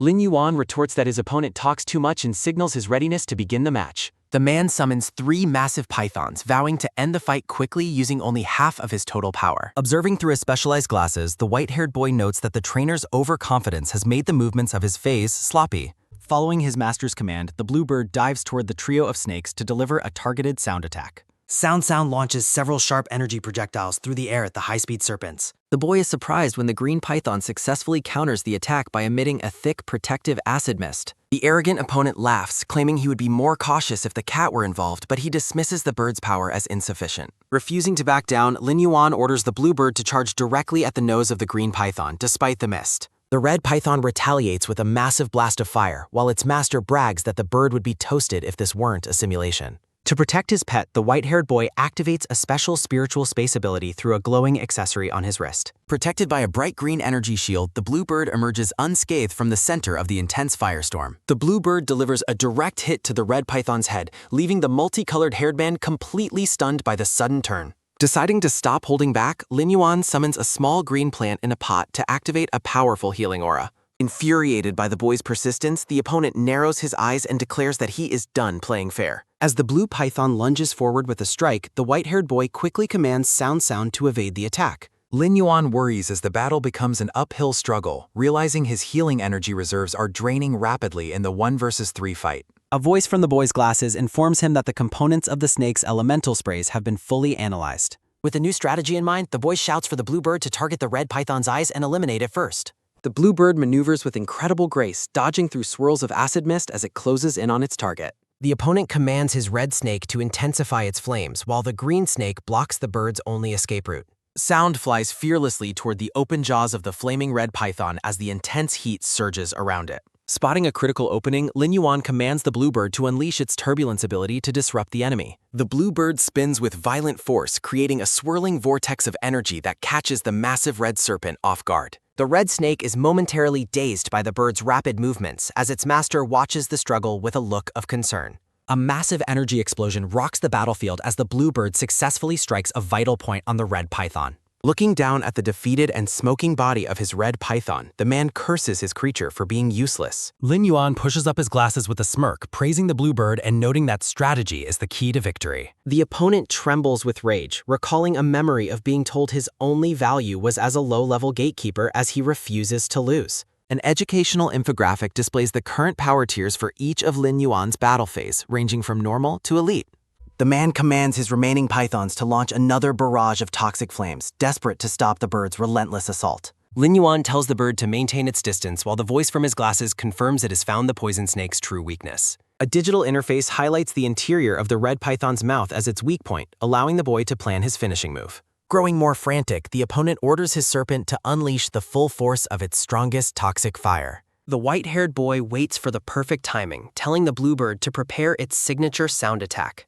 As the massive red python opens its maw wide to launch a fire attack, it inadvertently exposes its most vulnerable spot. Seizing the moment, the bluebird fires a concentrated energy spike directly into the python's mouth, causing a violent internal blast. Lin Yuan cheers for the bluebird's success as the defeated red python collapses into a heap of smoke and shadows. The multicolored-haired man points an accusing finger at the boy, claiming he only wins with tricks and demanding a head-on confrontation. Unmoved by the rant, the boy points out the unfairness of the 3-on-1 fight and summons his spirit-absorbing goldfish. Following its master's command, the black goldfish injects a surge of pure spiritual energy directly into the bluebird's body. Feeling refreshed and empowered, the bluebird glows with new energy as the boy marvels at how powerful his support abilities are. The opponent laughs as he launches a massive freezing energy wave, believing he has finally caught the boy in a trap. Lin Yuan remains calm even as his energy link begins to strain, ordering the bluebird to make a quick evasive maneuver. The blue python lunges with all its might, but the revitalized bird effortlessly dodges the attack and prepares for a counteroffensive. Clenching his fist with a maniacal grin, the man shouts that anything is permitted in the heat of a real battle. Lin Yuan decides to bet everything on one final move, commanding the bluebird to activate its most powerful skill. The bluebird erupts with a blinding divine light that illuminates the entire arena, overwhelming the remaining pythons. As the radiant aura fades, the blue snake is seen plummeting toward the ground, its strength completely drained by the boy's attack. The massive blue python crashes into the dirt, leaving the boy standing victorious as the final enemy is neutralized. The blue python vanishes into thin air when touched by the light, stunning the opponent. The multicolored-haired man is in denial, shocked that a high-tier gatekeeper like himself could lose to a rookie. Haunted by a memory of being belittled by the Chang family, the man curses his situation in desperation. Regaining his focus, the man commands his blue python to use its secret technique despite the creature's hesitation. Observing through his glasses, Lin Yuan realizes the opponent is also a creator and wonders why the Fae is resisting the order. The man forces a forced evolution, screaming for his pythons to merge into a single powerful form. The blue snake savagely bites the red one as the unstable process begins to take hold. The environment warps as the three serpents struggle against each other during the violent transformation. In a blur of movement, the blue python coils tightly around the red one to complete the fusion. The Fae data screen reveals the newly formed tri-aspect anaconda, a powerful but unstable bronze-tier creature. Lin Yuan calmly notes that the evolution is a fake, forced state that the creature's body cannot sustain. The opponent brags about restoring the Fae's ancient form, while Lin Yuan struggles to counter the intensifying flames. Genius asks to take over the fight, but his master tells him to wait and watch for the inevitable flaw. The forced evolution backfires as the anaconda's heads begin to attack each other in a chaotic internal struggle. Seizing the opportunity, Lin Yuan orders the bluebird to strike the creature's head with a combo of turbulence and sound spikes. Sound launches a barrage of energy projectiles, overwhelming the confused multi-headed serpent. The massive anaconda falls to the ground defeated, leaving its master screaming in disbelief. Lin Yuan notes that the opponent's strategy failed because he used an untested, ancient evolutionary theory. After the match, Lin Yuan decides to stop for the day, noting that Sound is exhausted from the tough battle. The boy interacts with a floating interface to cancel his queue after successfully climbing over 20 floors. As Lin Yuan prepares to leave, an elevator opens to reveal a mysterious new figure waiting in the hall. A man wearing a visor and a formal uniform invites the boy to keep fighting, but Lin Yuan politely declines. The boy waves goodbye as he walks away, unaware of the visor-wearing man's intense gaze following him. The uniformed man's assistant informs him that no one below floor 80 is a worthy rival except for Radiant's 100 members. Back in his own space, Lin Yuan reviews his growth plans, intending to advance several of his phase to the bronze tier. The glowing spirit Mobius questions the boy's decision regarding the next evolution of his goldfish. Lin Yuan explains that using dragon beast blood will help Mobius advance along with the spirit-absorbing goldfish. They discuss the logistics of breeding elite-grade goldfish for the shop while a large face swims in the nearby pool. The boy holds up a test tube filled with potent dragon blood, feeling the immense pressure it radiates. Lin Yuan carefully pours the glowing red droplets into the bowl of his black goldfish to begin the ritual. The goldfish reacts instantly to the blood, its body beginning to glow with a strange, intense light. Red energy veins spread across the fish as Lin Yuan urges it to hold on during the painful awakening of its dragon bloodline. The boy stares with focused determination, acknowledging that pain is an unavoidable part of a powerful rebirth. A concentrated orb of red energy forms around the fish as the transformation reaches its peak. Lin Yuan gives a final encouraging shout for the little fish to complete its difficult evolution. A massive burst of energy and water shatters the silence of the spiritual space as the process concludes. Debris and steam fill the air in the wake of the powerful evolutionary explosion. A majestic new fae with long fins and a sleek body emerges from the water, leaving its master in awe of the change. Lin Yuan is stunned to see a horn forming, confirming the goldfish has successfully evolved into a dragon-type fae. A status window confirms the creature is now a spirit-gathering goldfish at bronze tier, radiating dense spiritual energy. The boy considers the 3 exclusive traits offered, noting how each could significantly benefit his combat style. Lin Yuan ponders the merits of the spirit-absorbed trait for maximizing the creature's future growth speed. He then evaluates the spirit mark trait, realizing it could create a powerful regeneration combo when paired with Lily. Deciding to forge his own unique path, the boy chooses the trait he believes will most help his team's future battles. Lin Yuan turns to check on Mobius, eager to see the results of their shared advancement. The boy is shocked to find that Mobius has grown human-like legs, gaining the powerful new Elysian soil skill. Mobius informs his master that he needs to sleep to recover from the injuries sustained during the contract repair. Looking around, Lin Yuan is amazed to see that his spiritual space has doubled in size and now resembles his star web shop. Mobius explains that the Elysian soil can preserve any near-death gold-tier fae indefinitely until it can be treated.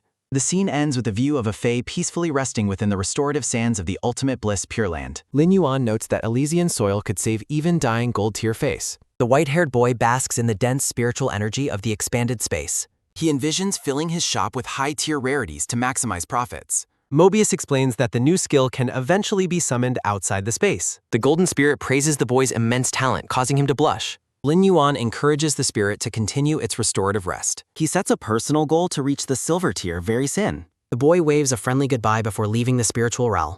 Lin Yuan reviews the stats and high evolution costs of his bronze tier phase. He laments the urgent need to start making money faster. Lin Yuan works tirelessly in his shop to evolve more goldfish for Zam. A small robot processes a flurry of successful transactions for customers. The exhausted boy prepares a new order of spiders for shipment. He studies a textbook to find high-grade meat for Red Thorn's advancement. He splashes cold water on his face to stay awake during the grand. The boy embraces the energy of youth while the cat looks concerned. He decides to contact Sister Shin for a high-grade meat supplier. He is shocked and delighted by her incredibly generous response on his phone. Lin Yuan prepares to head out late at night for a restocking trip. The black cat insists on joining him in its best formal outset. The pair walks through the quiet, dark city streets toward their destination. A sudden movement in the shadows startles both the boy and his cat. Burly men surround them as Lin Yuan questions the legitimacy of the recommendation. The scene shifts to a large industrial shipping port under the night sky. The boy nervously explains he is looking to purchase high-grade Famey. The guards accidentally reveal their black market prices while trying to look tough. One man scolds his partner for talking too much and ruining their secrecy. Lin Yuan mentions Sister Sin to prove he is a legitimate customer. The guards challenge the boy to a test of strength before they proceed. They summon 3 dogs for a battle while Lin Yuan tells Genius to go easy. A sharp energy strike flashes across the screen in a blur of motions. Genius sits triumphantly atop the defeated creatures as the men remain stubborn. A blue-haired man in a suit arrives to end the guards' embarrassing display. The boss apologizes and explains they are currently out of high-grade Famey. He berates the guards for accidentally ordering toxic dimensional creature meat instead. The boss threatens to make the guards eat the useless toxic batch themselves. Lin Yuan offers to buy the discarded dimensional meat for his own purposes. The deal is struck and the guards offer a discount for future owners. The boy explains to the cat that Red Thorn's origin makes the meat safe. He prepares the glowing purple meat while wearing full protective gear. Lin Yuan expresses concern that the meat's corrosion might still hurt his fa. Red Thorn lunges forward and aggressively begins to eat the toxic meal. The plant fae begins to smoke and melt from the intense corrosion. The boy panics, fearing he was too hasty in his feeding decision. His eyes widen in sudden, intense shock at the developing situation. Red Thorn adapts to the toxin and begins a violent, glowing regeneration. Genius realizes the plant fae is actively searching for a new evolution path. Red Thorn transforms into a massive creature with multi-eyed vines and dark energy. Lin Yuan stares in disbelief as the intense light of the evolution fades. The fae returns to a dormant state, leaving its master to evaluate its power. Sound presents a slip of paper to Lin Yuan, asking for feedback on her handwriting. Lin Yuan looks skeptically at the paper, wondering who would buy merchandise with such a messy signature. Sound mentions her top donor's loyalty, while Genius is shocked by the massive amount of coins she's earned streaming. The Bluebird asks Lin Yuan to bring signed copies to his sister Chutzi as he prepares to leave for Redbud City. Lin Yuan packs his gear, ready for the long-awaited trip and the challenges ahead. Genius watches as Lin Yuan checks a screen, celebrating that his tireless studying is finally paying off. The boy declares his intent to conquer the creator exam as he leaves the comfort of his home. The majestic and modern architecture of the Redbud City Creators Guild towers over the street. A massive crowd of hopeful candidates gathers inside for the creator exam registration. Staff members process registration documents, wishing the nervous applicants bright futures. A purple-haired staff member wonders why her grandfather is hiding in his office instead of encouraging the candidates. In a private lounge, Elder Ning serves tea while hosting a meeting with two high-ranking visitors. Elder Meng and Elder Du request that the difficulty of the upcoming exam questions be increased. Elder Ning pauses, questioning the motive behind such a harsh request for the local candidates. The guests explain that while reforms were supposed to be gradual, Redbud City was chosen as the pilot for immediate high-difficulty testing. One elder questions if the reform is really about finding a disciple for the Moon Empress. They discuss the vast pool of talent from various academies, pressuring Elder Ning to raise the standards. Elder Ning laughs politely while inwardly deciding to play along with the schemes of these two old foxes. Lin Yuan and Genius fly through the sky on a large avian fae, discussing the bird's frequent travels. Upon arriving at the transport hub, Lin Yuan tells Genius he will wait until after the exam to visit his sister. Genius promises to help Lin Yuan succeed, acting as his most reliable partner for the test. Lin Yuan is impressed by the city's scale, but Genius is more interested in the local snacks. The cat notices the pale faces of other applicants, which Lin Yuan attributes to the exam's terrifying failure rate. A young woman collapses in despair upon seeing an unqualified notice, highlighting the high stakes of the test. The pair arrives at the administrative hall, noticing the wealthy and well-dressed crowd gathered there. Seeing the massive line, Lin Yuan tells Genius to prepare his transformation to assist him. Lin Yuan reminds the cat that using fae assistants is common practice for professional exams. Wearing high-tech visors, the boy admires the guild's impressive architecture as he approaches the registration. The purple-haired staff member directs the weeping candidates away, noting the vice president's merciless standards this year. She asks the next group to present their 3 basic life profession certificates to proceed. Lin Yuan realizes with the start that he doesn't have any of the required basic certifications. The boy asks if he can take the prerequisite exams on site, startling the staff member with his boldness. The woman explains that the on-site exams for Scholar, Fae Observer, and Spirit Material Analyst are the hardest, but Lin Yuan accepts the challenge. She leads him toward the testing area, hoping he doesn't regret his overconfidence. The scene shifts to a detailed view of the City Lord's main building. The two elder guests comment on the crowd and the desperate attempts to skip years of progression. They mention that Elder Ning loves using his vast knowledge to personally disqualify hundreds of applicants. They conclude that winning the approval of such a craft-obsessed man will be nearly impossible. The staff member warns Lin Yuan about the trick questions, but he remains confident in his abilities. A door creaks open as they reach the staff lounge for the testament. Elder Ning greets them from the doorway, insisting that he always stays within the massive official syllabus. The girl tries to keep things professional, but the old man demands she call him Grandpa. Elder Ning dismisses any talk of favoritism, choosing to focus on the new candidate before him. The vice president starts the test with a trick question regarding the strength of 2 extinct prehistoric predators. The girl panics, knowing her grandfather is using a decades-old academic debate to trip the boy up. She tries to hint at the answer, mentioning her grandfather's bias toward the megalodon. Lin Yuan boldly claims that both creatures were weak, shocking the two onlookers. A stunned silence falls over the room as Elder Ning stares at the boy's defiant expression. Instead of getting angry, the old man demands an elaboration on why Lin Yuan views the apex predators as weak. Lin Yuan explains that because both failed to evolve and survive, they were inherently weaker than the life forms that endured.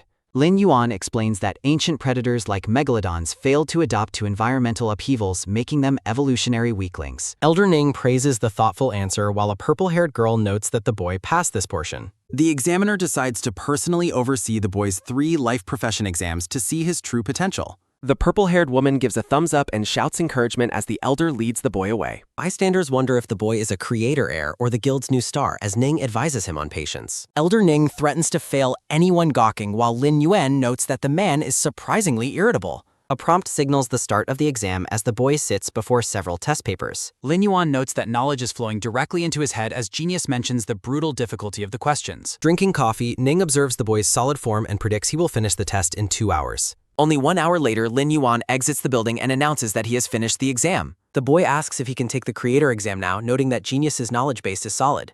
Elder Ning stares intensely at the boy, informing him that he definitely won't be taking that exam today. Lin Yuan is visibly bewildered and sweating after the elder's sudden, stern refusal to let him continue. A promotional banner appears as the boy questions his failure, but Ning tells him he passed easily. The elder explains that because he broke all 3 record scores, the creator exam must be delayed until tomorrow. Lin Yuan admits he wanted to finish the 1-star exam early, but Ning tells him not to rush things.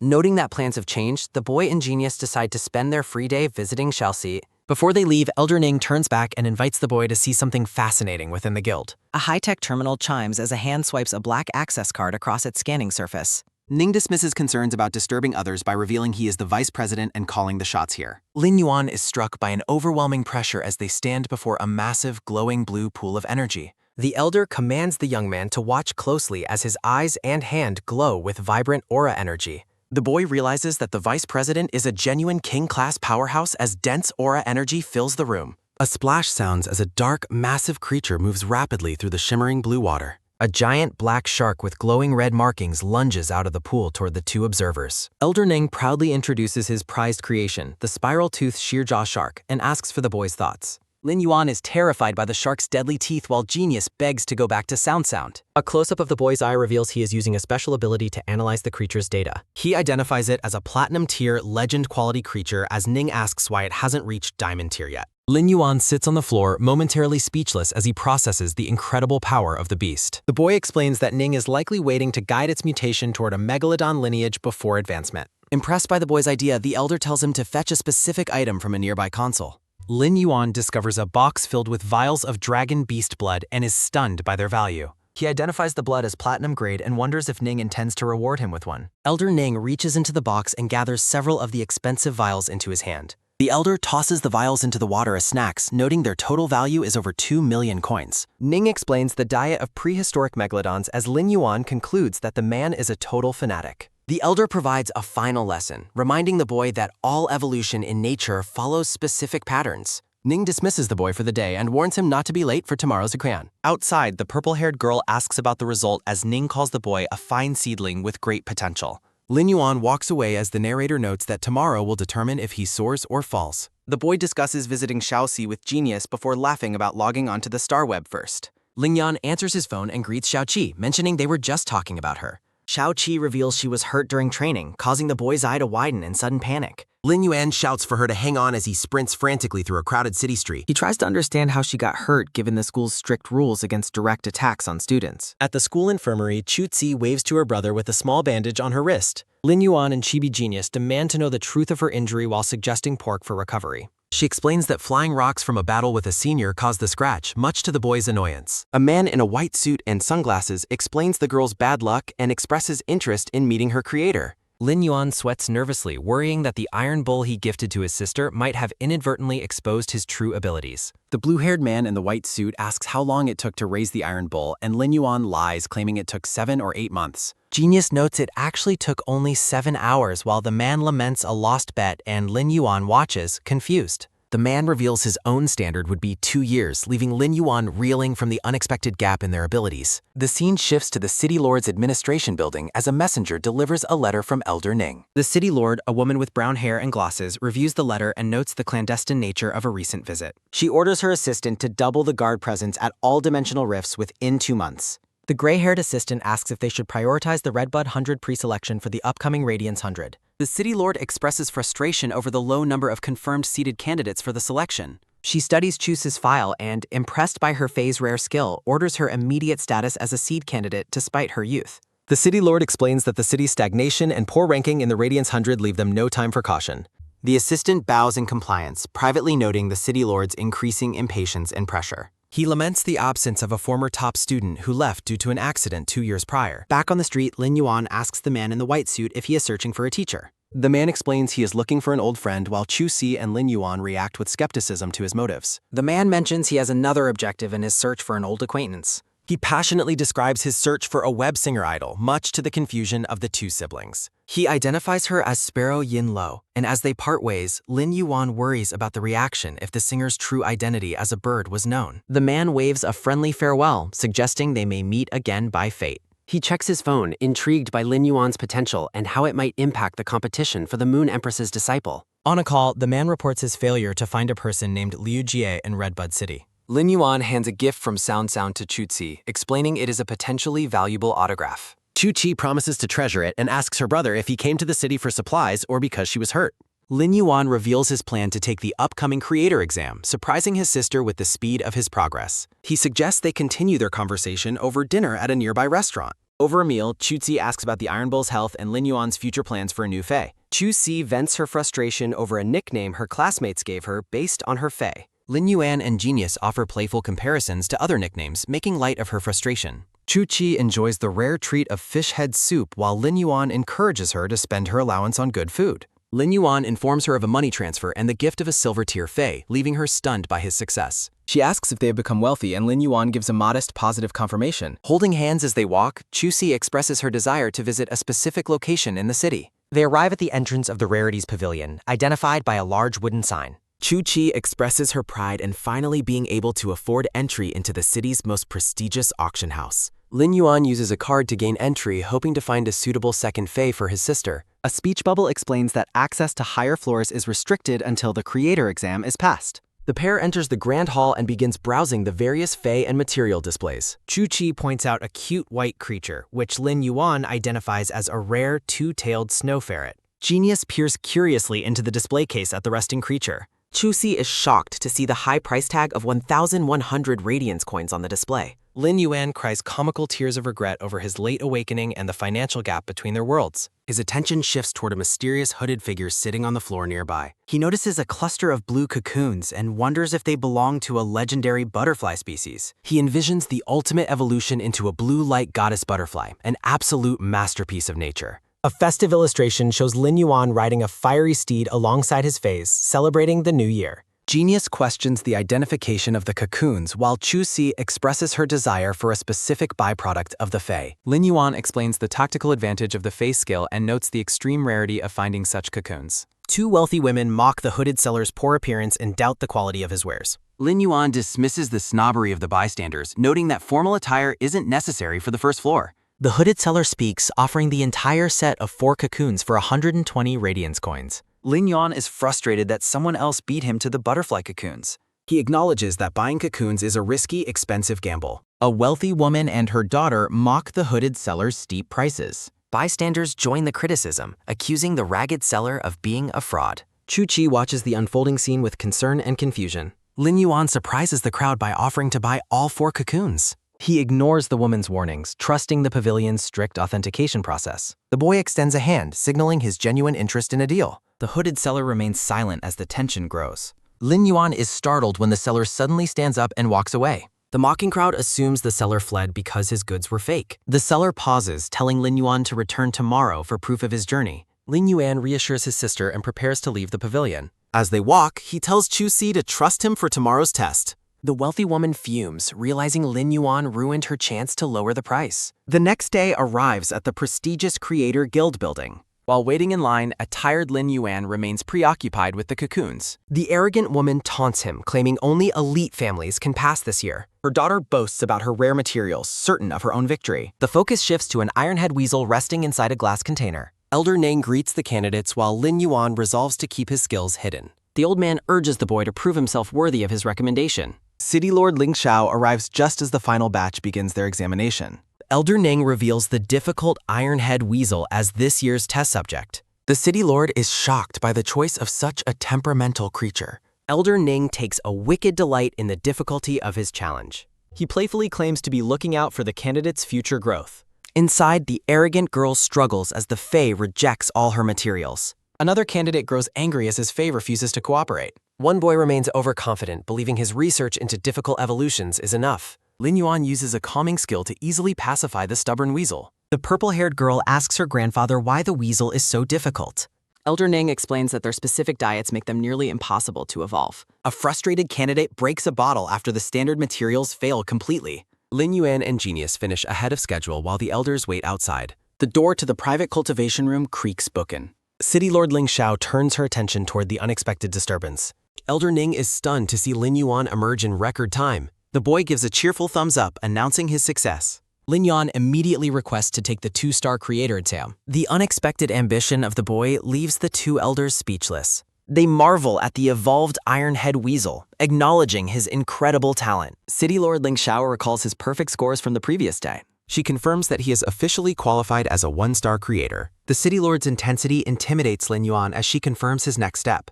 Recognizing her legendary status, the boy confidently accepts the next challenge. Lin Yuan prepares himself for the difficult Ronad. The City Lord orders her assistant to prepare the testing room. As Lin Yuan enters, the young girl questions the difficulty of the 2-star test. Elder Ning distinguishes between wealth and true talent while demanding family respect. The brown-haired woman explains that while many stay at 1-star, the 2-star exam focuses on Fae quality and essence. She details the challenge of evolving an elite Fae and healing a heavily injured bronze tier Fae. The brown-haired woman notes that the exam remains unchanged from previous years.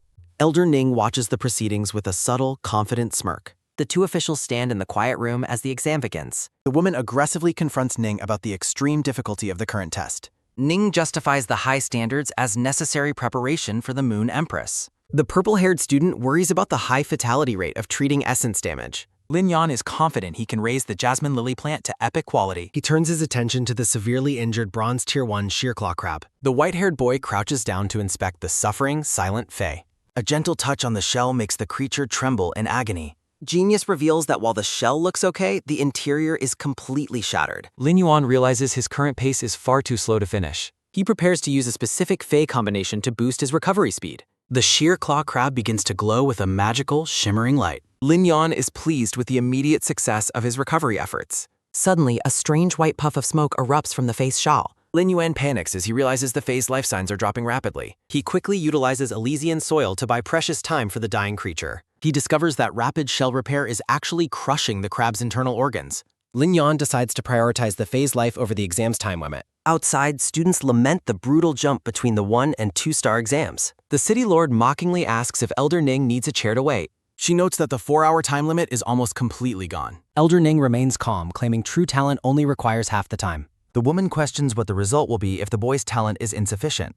Ning simply states that the boy's talent would then be insufficient. A bald guard in sunglasses announces that the 4 hours have expired. Elder Ning sighs, disappointed that his recommendation didn't finish in time.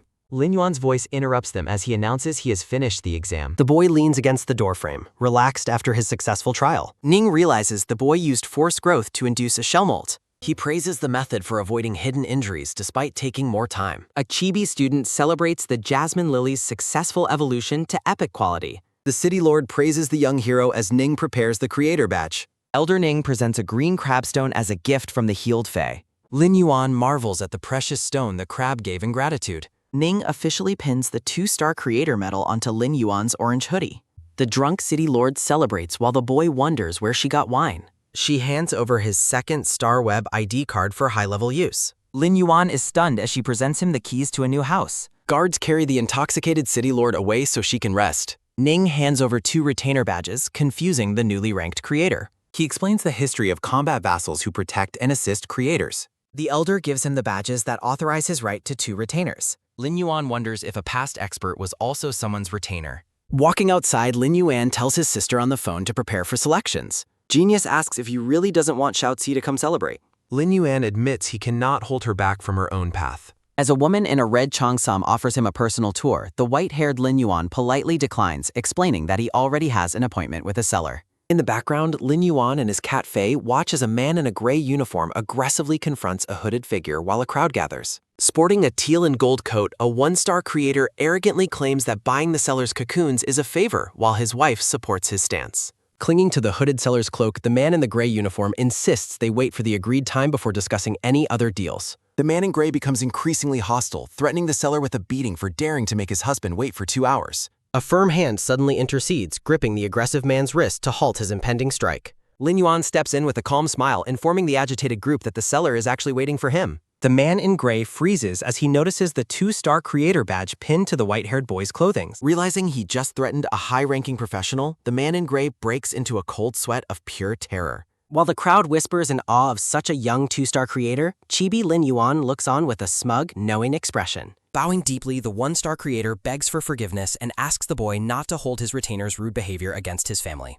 A young girl with reddish-brown hair tugs on her father's sleeve, asking about the consolation gift she was promised for failing her exam. Dismissing the request, the father leads his family away, stating there are no gifts for those who do not pass their trials. Turning back to business, the masked seller offers to provide immediate proof that the 4 cocoons he is offering are genuine. High above the hall, the seller and an attendant watch as Lin Yuan and his black cat Fei prepare to follow them to a private room. Entering a lavish suite, the white-haired boy is stunned to find that even the decorative plants on the tables are valuable silver tier fays. The seller summons a massive purple and gray insect-like creature, prompting Lin Yuan to recognize it as a rare type of fay. Lin Yuan explains that this is a brood mother, a source creature capable of mass-producing gene-bred bugs based on the insects it devours. Examining the struggling creature, the boy notes that its essence is severely damaged and it is currently on the verge of death. Looking out from behind his mask, the seller suggests that Lin Yuan touch the cocoons to see the memory of their discovery. Placing his hand on the creature's shell, Lin Yuan prepares to enter a mental link as a bright blue light emanates from his palm.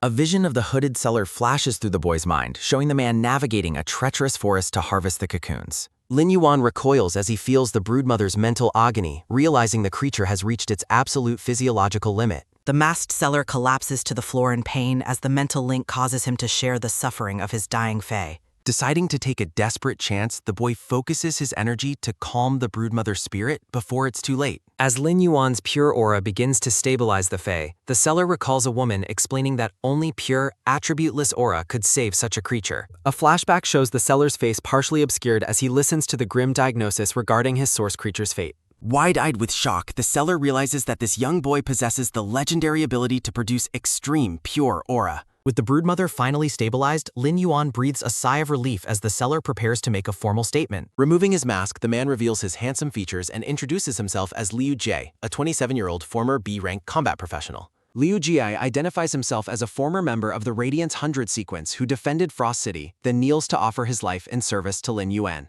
Kneeling solemnly on the floor, the dark-haired man prepares to formalize his pledge of loyalty to the young creator. A surge of pink and purple energy erupts as Liu Jie invokes a rune oath, shocking Lin Yuan with the intensity of the commitment. The mystical bond successfully forms between the two, and Liu Jie declares that the commitment is now irreversible. Lin Yuan is visibly shaken, noting that swearing on a will rune means Liu Jie will lose all aura senses if the oath is ever broken. Liu Jie explains that because he has nothing else to offer in exchange for saving his fae, his own life and service are his only currency. Glancing at the determined man, chibi Lin Yuan is struck by the incredible sense of pride and honor Liu Jie carries. The white-haired boy asks if betting his entire future on a stranger is truly worth the risk he is taking.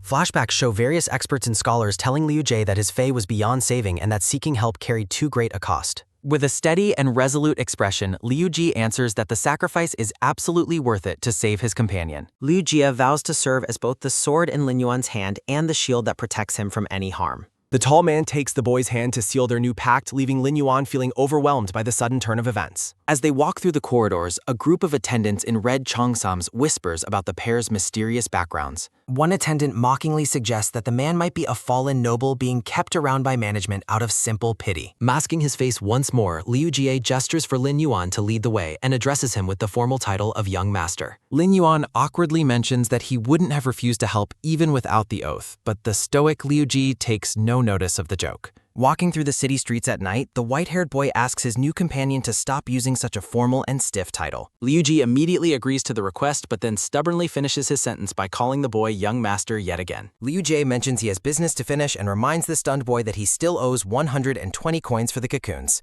As the boy walks away under the starry sky, his cat Fei, Genius, grumbles about the new retainer's lack of a friends and family discount. Lin Yuan and Genius arrive home, announcing their return to the shop. A panicked Sound flies toward them, begging Lin Yuan for immediate help. The blue bird urges him to check the backyard where Redthorn is acting strangely. Lin Yuan is stunned to see Redthorn has grown into a massive, terrifying carnivorous plant. Genius is horrified as a sharp, bloody spike from the plant lunges toward Lin Yuan. Lin Yuan remains calm, casually stopping the deadly attack with a simple high five. The boy laughs off the aggressive display as affection, though Genius notes it looks like he is being eaten. Sound mentions a delivery arrived that the courier was too afraid to bring inside. Lin Yuan finds a package from Sister Sin containing 3 heavily injured fays as a gift. He notes his new 2-star status is now officially linked to his 2nd star web identity. A note details a critically injured Bladehorn swift antelope she bought for a bargain price. Lin Yuan inspects the silver tier creature, confirming its identity and cheer. He analyzes the severe internal damage and begins stabilizing it with his aura and Elysian soil. Lin Yuan instructs Sound to open the remaining 2 delivery crates. The bluebird is baffled, questioning why Sister Shin sent what looks like a pile of firewood. Genius uses a magnifying glass to identify the burned wood as a rare gold tier osmanthus tree. Lin Yuan leans in, curious to see the true nature of the damaged plant. A system interface reveals the data for the gold tier Cinnabar Scarlet Osmanthus. The Fae's unique skills are detailed, showing its incredible ability to heal mental and psychic injuries. Lin Yuan is amazed that such a rare plant with perfectly synchronized skills was sent to him.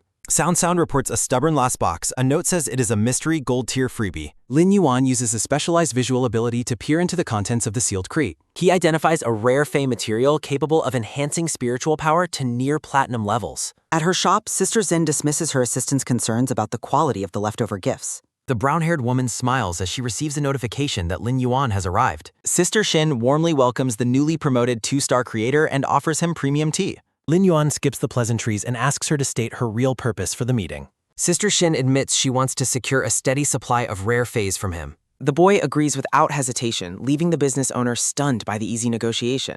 He sets a monthly quota for elite goldfish and radishes as she offers a price premium. Sister Shin realizes this partnership is her ticket to reaching 4-star shop status. Lin Yuan thinks about his rising resource needs while offering her even higher tier stock next month. The woman is visibly shocked by the massive volume of high-level Faes he is promising. Sister Shin faints from the excitement as her assistant concludes Lin Yuan has powerful backing. 3 days later, a weary Lin Yuan finishes preparing spirit stones to nourish his face. He continues his specialized aura healing on the swift antelope, pleased with its rapid internal recovery. The boy focuses his power into his hand for the final stage of the creature's treatment. The Fae evolves into a gold-tier Windrush swift antelope with powerful area of effect wind abilities.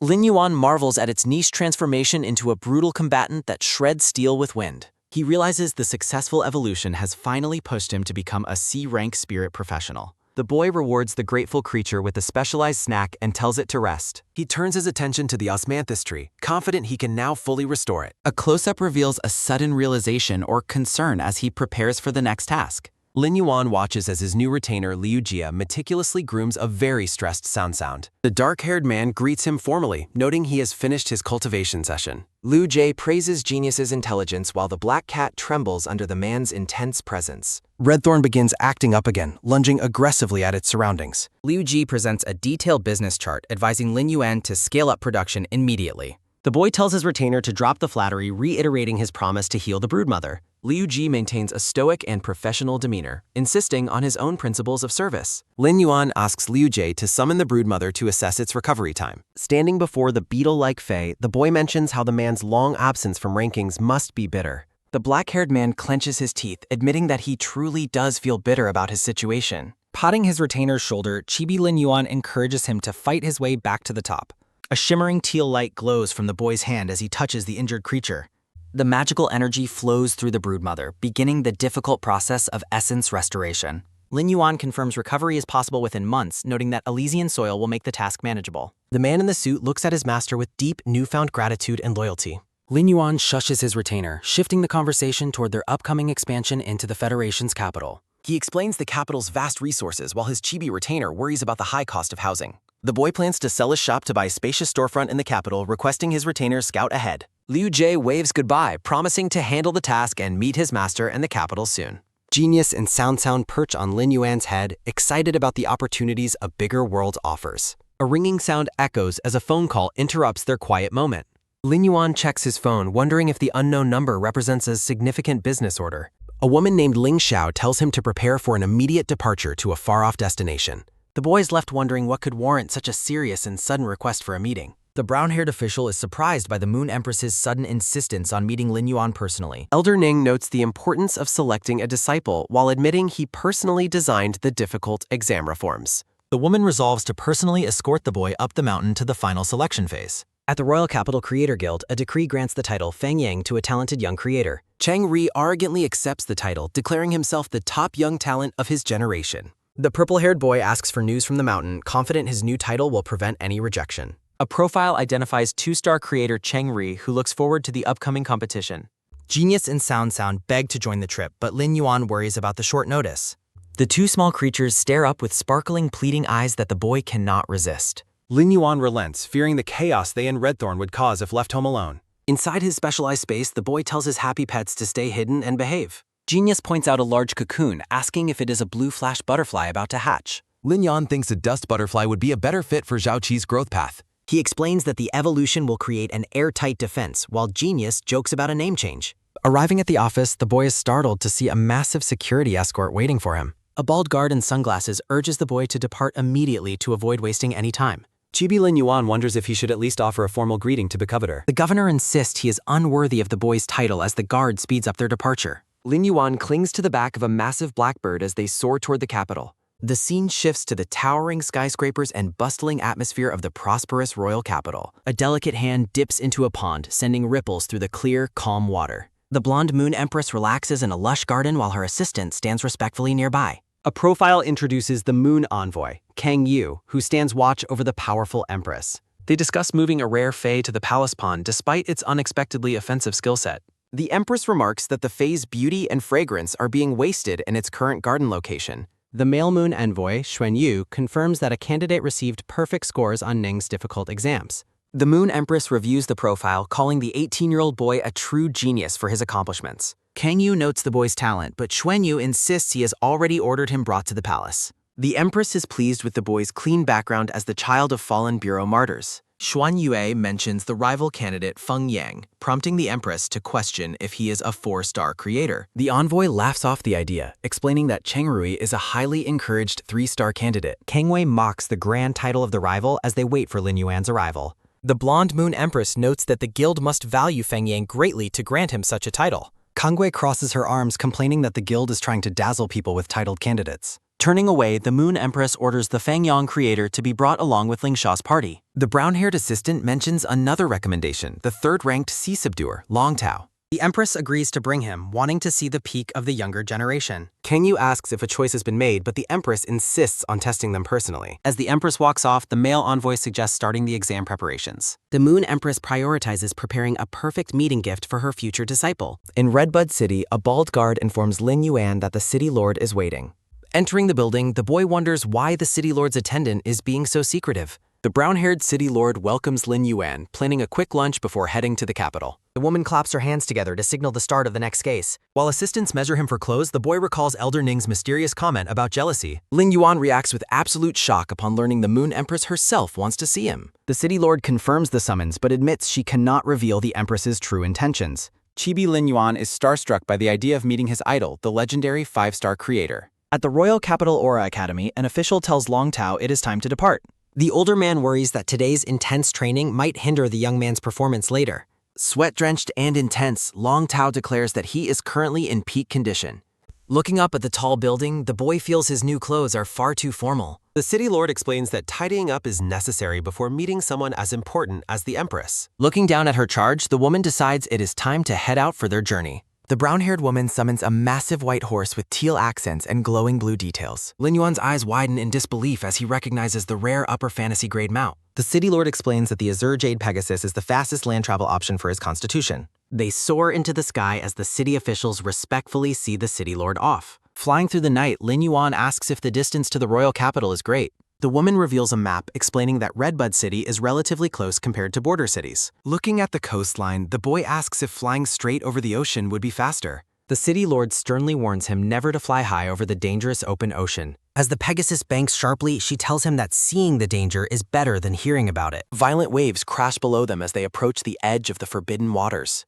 Massive black whale tails breach the surface, sending colossal jets of water into the air. She explains that since ore recovery, whale typeface have made the sea a lethal domain. Lin Yuan nervously asks what happens if someone circles far out into the deep sea. The city lord stares ahead solemnly, stating that deep-sea travel is impossible due to mythic-grade phase. The boy is paralyzed with fear as he imagines the terrifying power of mythic-grade ocean creatures. A diagram shows that mythic grade stands far above even the legendary fantasy grade classifications. Lin Yuan is completely stunned, having previously believed that fantasy grade was the absolute peak of power. Looking down, he understands why even powerful diamond-tier fays avoid these lethal waters. The woman notes that becoming the Empress's disciple will bring him closer to mythic grade levels. A majestic profile of the Moon Empress appears as she is described as a living myth. The city lord asks about his knowledge of fantasy grade ranks while the boy requests a lesson. Using a pyramid chart, the chibi woman explains the 5 molts of fantasy grade evolution. She advises the boy never to neglect his own combat strength, regardless of his creator status. The scene shifts as a massive moon hangs in the silent, starry night sky. Sunlight begins to wash over a vast, lush mountain range as morning arrives. The city lord mentions willpower runes as the boy smiles, confident in his own abilities. The woman warns him that grasping a willpower rune is an extremely difficult task of perception. Lin Yuan casually reveals a glowing yellow rune, leaving the city lord screaming in absolute shock. The city lord is utterly flabbergasted by Lin Yuan's freakish level of talent. Chibi Ling Sha worries that the boy's talent will make everyone want to punch her. The boy hides his multiple runes to avoid being kicked off the flying horse. A lesson explains the dangers of evolving phase to fantasy grade after the platinum tier. Lin Yuan asks if reaching all 5 fantasy evolutionary stages is possible. The woman explains that failing to meet specific requirements results in being permanently stuck. Lin Yuan proposes a legendary bronze tier evolution strategy which the city lord calls incredibly difficult. A desolate figure represents the many talented people who failed to obtain willpower runes. As they reach the city, Lin Yuan realizes his unique ability to generate runes easily. The white-haired boy stares ahead, ready to take on the royal capital. The massive and ornate, glorious Moon Hall stands as a testament to royal power. Third-ranked Long Tao arrives with an elder, feeling his heart race at the palace. An elder urges the excited sea subduer to calm his nerves before entering. Arrogant, purple-haired Cheng Ri arrives, questioning why a combat specialist is at the mountain. Long Tao mocks the idea of a 2-star creator receiving an honorary title. Elder Du defends Cheng Rui's title, insisting the boy's ability matches his reputation. The gray-haired elder in glasses listens to the growing argument between the boys. Long Tao reveals he just passed the 3-star exam, making the honorary title look pathetic. Cheng Ri's face contorts with rage as his younger rival outshines him. Elder Meng scolds the blue-haired boy for showing disrespect toward his colleague. Long Tao declares he will only accept a title earned as a 4-star creator. A dark purple aura surrounds Cheng Ri as he vows to crush any opposition. Sunlight shines on the hall as narration notes the Creator Guild's strategic overreach. The elders discuss the shifting hierarchy of young creators within the capital. Elder Meng laughs at the other man's attempt to claim credit for Long Tao's training. Cheng Ri points out how embarrassing it is for the elders to bicker publicly. Long Tao pulls out his phone to mock the purple-haired boy's media presence. A video on the screen shows Cheng Ri's arrogant interview, causing him immense shame. Cheng Ri screams about his future talent while Long Tao labels him a hypocrite. The blue-haired boy delivers a cold, mocking insult regarding classic hero tropes. Shaking with pure hatred, Cheng Ri glares at his smug rival. A mysterious and untraceable voice suddenly addresses the gathering crowd. The brown-haired envoy, Xuan Yu, appears, impressing Long Tao with his immense power. Xuan Yu informs the group that they are still waiting for one final guest. Long Tao respectfully greets the envoy while the elders wait in silence. Xuan Yu lectures the boys on the necessity of patience for any great creator. The envoy looks up as the teal-winged Pegasus descends from the clouds. City Lord Ling Xiao apologizes for their delay as she leads Lin Yuan forward. The 2 rival boys look down on Lin Yuan, dismissing him as cannon fodder. Chibi Lin Yuan is mesmerized by the abundance of rare gold tier face. The boy leans in to admire the exotic glowing flora of the garden. Cheng Ri sneers at the newcomer, labeling him as simple country bumpkin. Long Tao points out the boy's youth, causing Cheng Ri to seethe with jealousy. Xuan Yu signals the end of his role, handing the group over to Kang Yu. Lin Yuan is stunned to find diamond-tier trees being used as simple gate ornaments. Xuan Yu notices the boy's sharp perception and offers a future taste of honey. The female moon envoy Kang Yue arrives to take charge of the selection. The identification window confirms the legendary quality of the garden's osmanthus trees. Kang Yue walks down the palace steps complaining about Xuan Yue's casual behavior. The stern woman commands the candidates to follow her without further delay. Kang Yue commands the group to enter the hall and cease their chatter while Lin Yuan prepares for the upcoming test. Long Tao and Cheng Ri immediately rush toward the prizes, each determined to claim the treasure for themselves. Watching the boys scramble, City Lord Ling Xiao recognizes the test as a classic strategic ploy to incite competition among few rewards. Lin Yuan watches the others depart in a blur of speed, marveling at the sheer velocity of his competitors. Reaching the podium first, the blue-haired Long Tao mocks his rivals for hesitating as he moves to claim a golden box. A clash of energy erupts between the two rivals as Cheng Ri attempts to intercept Long Tao's grab for the prize. Long Tao questions if the entire selection process is merely a brawl over the Moon Empress's gifts. With a dismissive look, the blue-haired boy shuts down his opponent's ambitions. A green-haired tea attendant stands ready, holding one of the golden boxes as she signals the start of the next phase. Lin Yuan ignores the flashy conflict, dismissing their frantic competition as a series of cheap tricks. Reaching out with a steady hand, the boy prepares to take a box of his own. The green-haired woman is secretly impressed by the high level of combat strength the boy displays.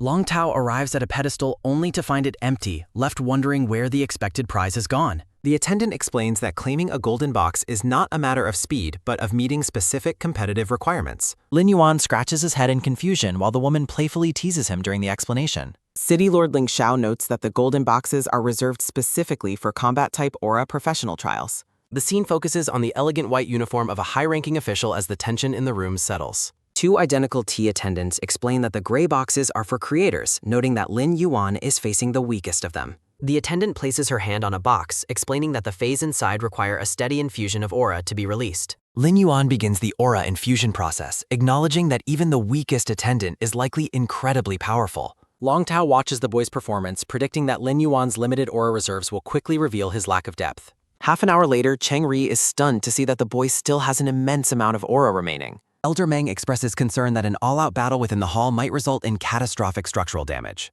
A brown-haired woman confirms the elder's assessment while a divine glow begins to emanate from her. She explains that the hall is reinforced by a mythic-grade turtle fae, ensuring it can withstand the power of juniors.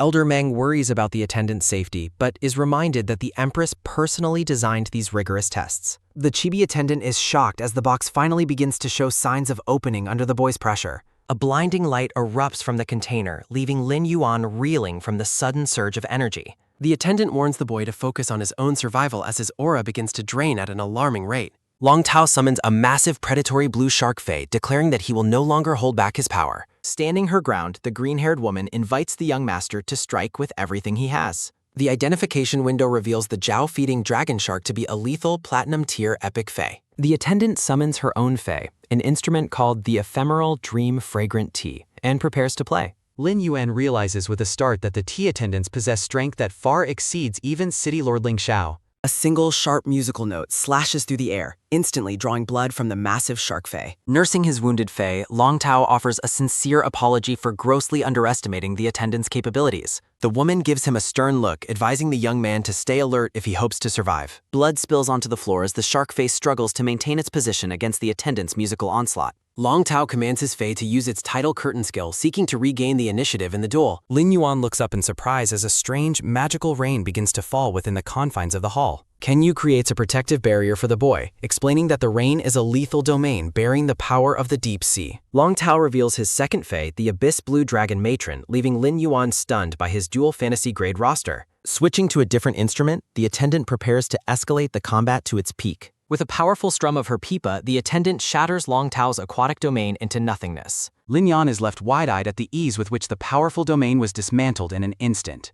Sitting atop her instrument, the attendant warns Long Tao that holding back his true trump card could lead to his defeat. Stepping forward through the fading mist, Long Tao prepares to summon his most powerful fae to finish the fight.